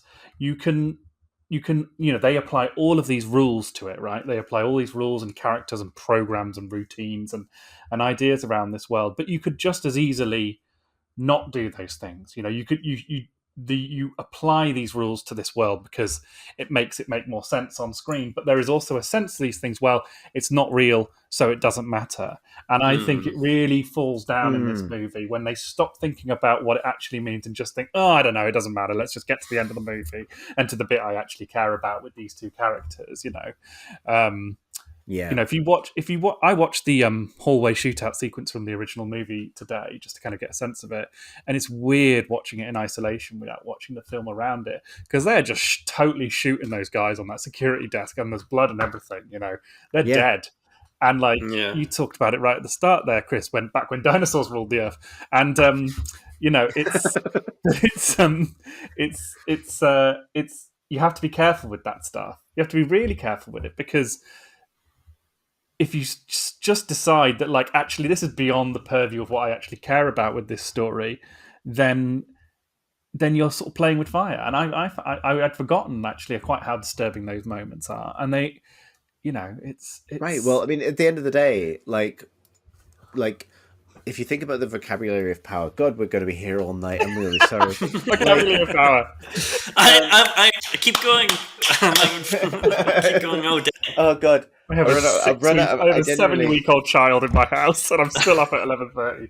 Talking about the Matrix. Oh God. So it's this interesting fucking, and I don't think we're going to resolve it. And honestly, I think the only way we can end this conversation that we're having is by accepting that we can't resolve it, which is that in 1999, a really fun, interesting, technically ambitious, and I think thematically ambitious, and really well, conceived and kind of brought together film, which would subsequently be kind of revealed to hold deep personal meaning and many different axes for its creators, used as its fundamental vocabulary about what it means to seize power for yourself as part of your self-actualization, guns and kung fu. Kung fu, we've talked about a bunch, but we can probably reconcile a little bit more easily because, as a martial art, as a kind of a performed martial art in this context, it's a form of dance, it's a form of performance. We can kind of get around some of the kind of complexities inherent to violence with those ideas. However, it is also what do I need? Guns, lots of guns. And I think now we have a more critical eye to the empowerment offered by guns. Perhaps, like John Wick stands as maybe in opposition to that. There are movies being made all the time that stand in opposition to that point somewhat. But I agree with you, Jamie, that scene has uncomfortable ramifications. Like, part of me admires it now because I wonder about, what that same scene made today would entail. I guarantee you they would not be regular old security guards, but some sort of corporate super soldier or PMC or something like that. It is a pre 9/11 movie. It's worth remembering in its presentation of domestic terrorists, in that case, as the heroes of the story. And to the movie's credit for conviction, like that is a theme that continues post 2001 and into the movies that they made subsequently. But I think, and I don't know whether to say this is like, it's a fantasy, it's a power fantasy, and we've talked in plenty of different ways about the way that power fantasy has been co-opted by bad actors. But at the same time, we have to kind of interrogate what it is that we get out of that power fantasy. People who hopefully do not share those other views. And I feel like that's where there's the ambivalence of this movie struggles a little bit, because it neither rejects it nor wholly accepts it. It kind of sits in the middle between it. Where I would argue that to kind of draw a finer point on it, the John Wick films are kind of. I went to see John Wick 3 in the same cinema that I saw Matrix Resurrections in. And the people sat in front of us were very clearly on a first date. And it was also very clearly the worst first date anyone has ever been on. I have not seen, so as I say, sofas in the cinema. And I watched two people on a first date slowly between each other chart the extremities of how far apart it is possible for two people to be on a sofa. There are limits, but they explored them, and that's what I mean. Like they really got them. And then, and this image has stuck with me ever since that. The cinema has like a big wide staircase at its exit, which has a separate staircase just to the side of it, which can be turned into a ramp if someone with mobility needs to come up or down. And these people, as they left the cinema, continued to be repulsed from one each other with almost like magnetic force, to the point that they would, like a gas, move to the extremes of any given environment they were placed in while still moving in the same direction, to the point that when they got to the big wide staircase, she took the far right tiny staircase and he took the far left staircase. And it was and I think the reason for that was the extreme violence of the movie John Wick 3, which was not offered almost nothing of kind of commentary or kind of reason for any of this to happen, but just sort of this like, ballet of beautifully choreographed but deeply horrible ways in which people can be killed with objects that are near Keanu Reeves. And it felt like the apotheosis of like lobby scene Keanu from The Matrix in a way. And all those films do to an extent. Like, how much fun can you possibly have with Keanu Reeves shooting someone in the head? Well, it turns out, kids, it's a lot. But at some point it becomes a form of art unto itself, and you no longer even really try to hang a story off it. He's just doing it now. We just wound him up and we set him going. And this film doesn't do that, which I think is really interesting. We talked about why already, but nor does it explicitly say that is not the way that we expect to cathartically get our own back against the world in the year 2021 or 2022 or whatever. No, and an appeal towards pragmatism isn't an answer either. That doesn't give me anything. Like, I know you're supposed to be pragmatic. It's hard to be pragmatic. It's hard to take, it's hard to value the people who are, the closest to you in your life. Like, I get that that's what we should do, and I get that that's what Neo's doing, but that isn't always, that isn't a perfect get out clause. I don't think. It doesn't give you it doesn't give you a I don't think Lana Wachowski's necessary viewpoint on this stuff is the way through. Not that I think she's even giving one that's that definitive, but like, it's a plea towards something alternative, but it's not the way. Right. Well, I guess what the Matrix films would say is that there is no single way. Every solution you can possibly come up with turns out to just be some other system of control. Yeah. And like, obviously the film doesn't offer the same catharsis through violence that the original film does, or to a lesser extent the sequels do. But like, Resurrections does feel to me a more explicit rejection of some of those ideas than you're positing, Chris. Like you say, it feels like I'm more of a halfway house. Like, it seems. I mean, to come back to this suicide thing, like, that's redeemed for me ultimately. Like, that's why I brought up the development story and some of the things Lana Wachowski has talked about in interviews. It's redeemed for me if I see it as, like, it is the concept of suicide raining down and Neo force pushing away with using his hands from the back of a bike. Like, there is that, but it feels really explicit to me, the fact that at no point in this film does Neo touch a gun. Like, he never once fires a weapon. He doesn't even pick up a gun at any point. And like, given how central lots of guns is to that original film, the fact that he doesn't touch a gun in this at all feels like a really explicit statement and rejection of that way of resolving conflict or whatever else. And like, there are explicit moments where, video game Morpheus takes Neo to a dojo and is like, I'm going to help you like awaken and take control of your life. And Neo is really explicitly like, I don't do that anymore. Like, he doesn't want to have a kung fu fight, and his expression is no longer through a kung fu fight, but more like a kind of primal scream. Like, he does one big, again, force push that sends Morpheus flying and knocks the building down, and that's it. And there is obviously through this like still an expressive, emotive, physical outpouring, obviously, but it is much less explicitly the kind of violence that exists in the real world. Even to the point, like, he does do kung fu at certain points. Like, there are fight scenes, particularly the Merovingian ambush and like his fight with Agent Smith at that point, but otherwise he broadly does just hold up his hands and gesture at things, and that still feels like a quite explicit thing. And like, to come back to it, you mentioned before, you don't think that this is a kind of film that you can walk out buoyant at the end, and to some extent I agree, but I do wonder if that's our perspective as men of a particular age.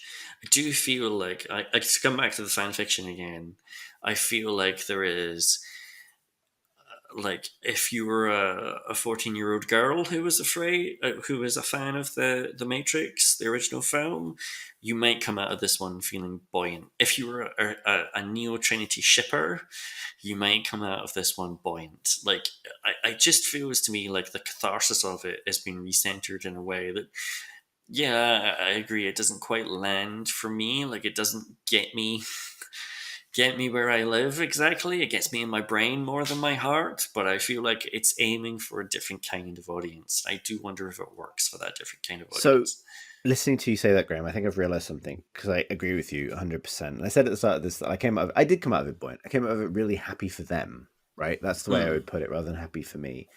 I suspect I'm probably going to be angrily defending this film on a podcast in 10, 20 years. Same. You know what I mean?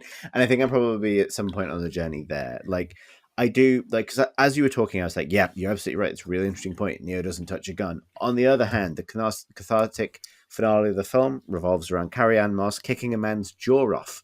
So, like, let's not completely dial back, you know what I mean? Yeah. And so, you know, but then maybe there's a deeper point there, and this is the mechanism. This tension is what is keeping us in this endless fucking pod factory. We need to be kept a certain distance from a conclusion, but never touch it in order for this to happen. I mean, I'm just taking blue pill after blue pill here, and nothing's happening. I thank God I have wireless headset. I've managed to found a different bottle of whiskey to keep this going. But I've literally finished my bottle of white wine. I've drunk an entire bottle during the course of this podcast. Wake up! Please, anyone, just I think I'm desperate for someone to stop playing Rage Against the Machine. I have one last take. Okay, I have one last take. I think I have one. You go first. What is a spoon, if not an inadequate knife? I used to think. No, isn't it ironic? Yeah. No, like to back up slightly, because God knows I need to. Let's peel back another layer here. Yeah, can we find another Matrix in this? Can we do it? I am now chopping up blue pills with a credit card. Yeah.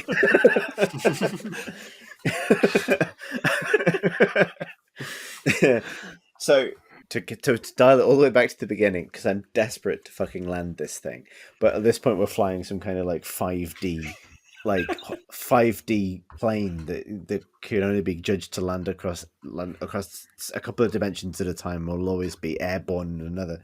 Like, it has to come down to the feeling, right? Like that seems to be the point of all of this. The point of all of the films is that to identify the human in the kind of the mess of impulses being presented, to the point that, like, you know, we the ambivalence of it all, the fact that we've managed to kind of like identify all of the different ways in which the ping pong ball can kind of rebound around this movie in terms of its meaning, what it is intending to land on, the way it contradicts itself, the way it doubles back on itself, the doubling of characters and so on. I think what you have at the core of it, but a really optimistic spin on it, is at times very acerbic, and at other times just sort of cheeky, and it's sometimes daft to the point of maybe falling over slightly, skewering of not like a series of films, and not even particularly a culture, but the intersection of those things, i.e. the lived experience of Lana Wachowski and Lily Wachowski, the creators of these films, in the course of having made them, and then subsequently over the course of the last 20 years, messily intermingled with their actual lives. And I think that is a great thing to emerge as a franchise sequel. And I appreciate at this point it might be repeating a point, or maybe arriving at something so pat it doesn't even need to be said. But it foregrounds as valid the creators' feelings about their own work and about how they'd like them to be treated and how they'd like it to be remembered. At the same time, to the fandom point, I think it's fairly ambiguous about simply leaving many conclusions to the viewer. Like we talked a bit about the kind of the way the Wachowski movies like Jupiter Ascending and so on. Graham, you put it in the terms of, giving, handing off something to those, the teenage girls in the audience. I think it's kind of beyond that. I think they're imaginatively generous. And I think that maybe traditionally, hypothetically, appeals more to young women than young men who are conditioned to want all the answers. I don't necessarily think it's gendered. I think it's an approach to storytelling that is slightly at odds with the notion that everything needs to fit a neat structure or a neat set of trappings. And they've wholeheartedly tried to move the philosophy of the films along with the time that's gone on. The world's changed a lot in that time, and rather than just doing pure nostalgia, they and there's a couple of novelists working on the script of this. There's obviously a real effort to deal into the substance of the way the world has changed in the last 20 odd years, and that means that the film's quite mad but it's never Right. boring. It's, I mean, and that has been my main feeling of the last few years as well. I'm never Yeah. bored. I'm horrified. I'm confused. I'm asking serious questions of myself, but I'm not bored. Yeah. Yeah, exactly. Right. Like, and I think maybe that is where I would leave my own take on it. That, like, it's an extremely resonant film, and it feels like a very intelligently written or conceived film, both from an emotional point of view and maybe from a theoretical standpoint as well. Um, it's a total fucking mess, but so is the world, and it raises just as many questions as it pretends to answer. All right, so I've got two final thoughts. One is easy. At one point in this film, the character called Bugs says to another character, "What's up, Doc?" And I think that alone makes it movie of the year. Zing. The other, the other thing is that everything that this movie does, I think Sense8 does better. I think Sense8 works as a really explicit response to the original Matrix film. If you don't know it, Sense8 is a Wachowski written and directed Netflix television series. They did it with J. Michael Straczynski, who was the writer and creator of Babylon 5. I'm laughing as I say that out loud because for a certain kind of person, that's a selling point. For other people, not so much. But Sense8 was a series that had a 5-year plan, and it basically got cancelled after its second series, and then got like a Christmas special to wrap it up. And it's a really uneven show. The first 5 or 6 episodes or so, especially, are really slow, really repetitive.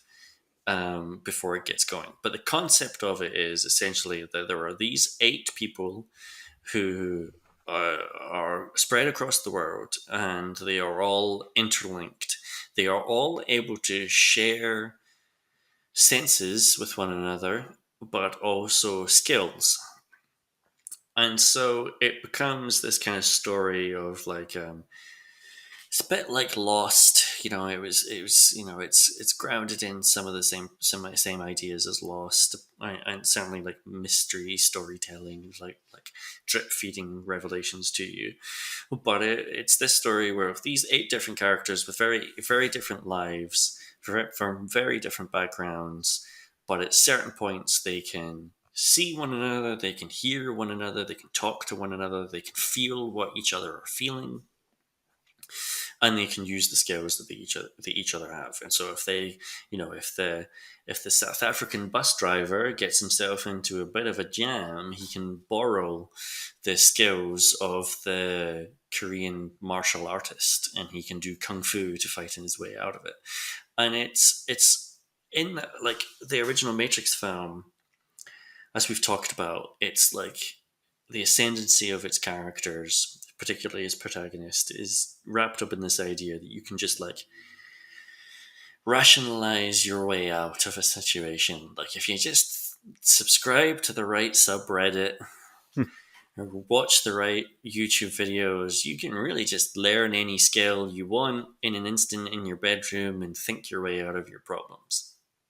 And I think Matrix Resurrections, Neil Patrick Harris actually uses the word sheeple, but the original Matrix film is pretty explicit about these people are sheep.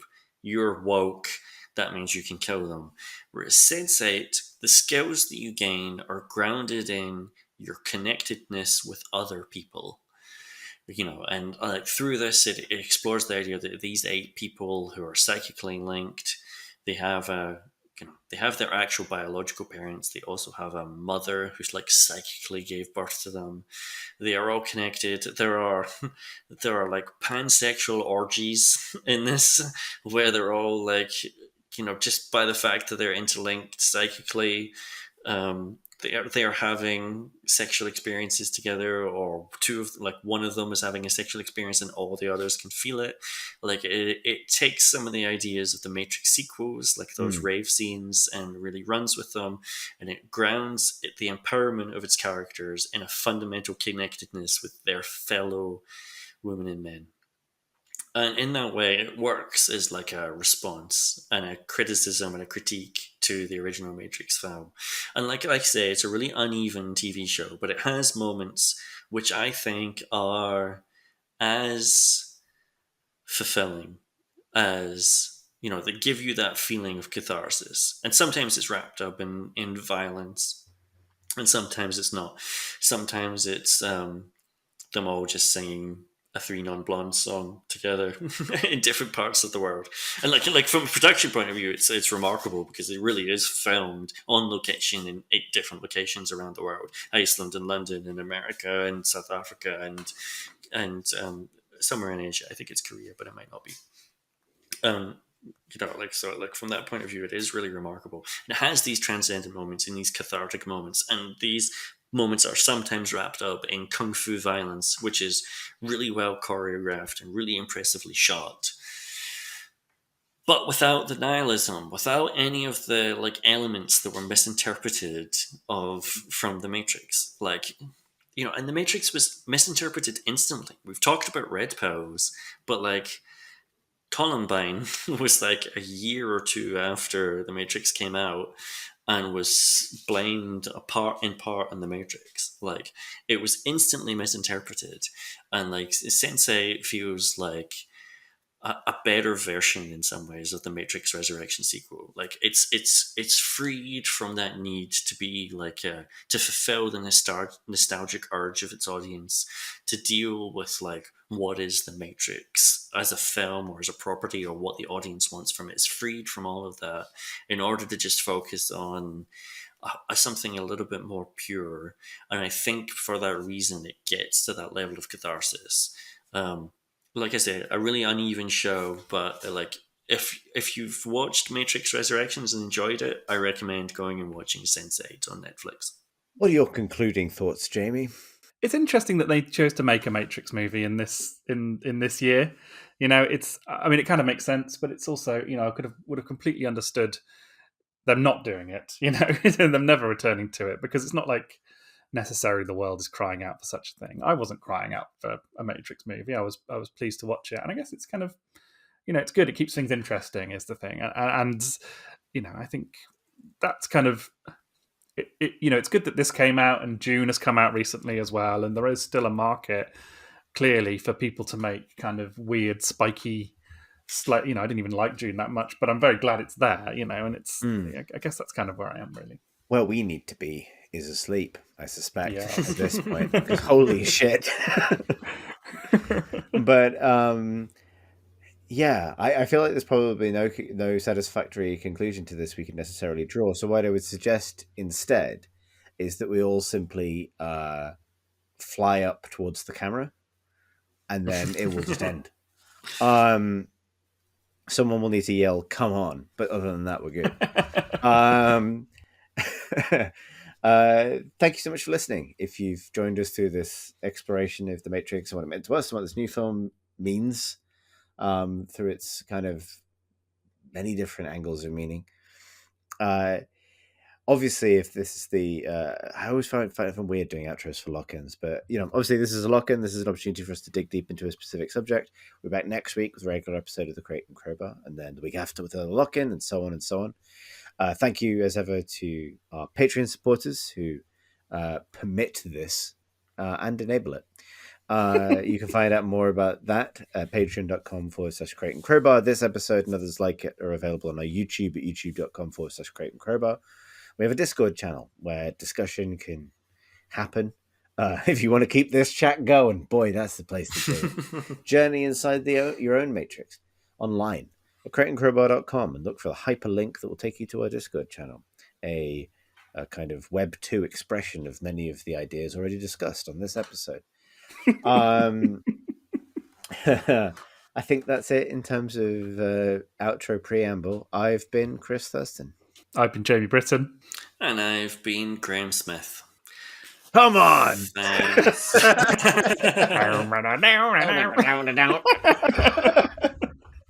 Thanks for listening, everybody.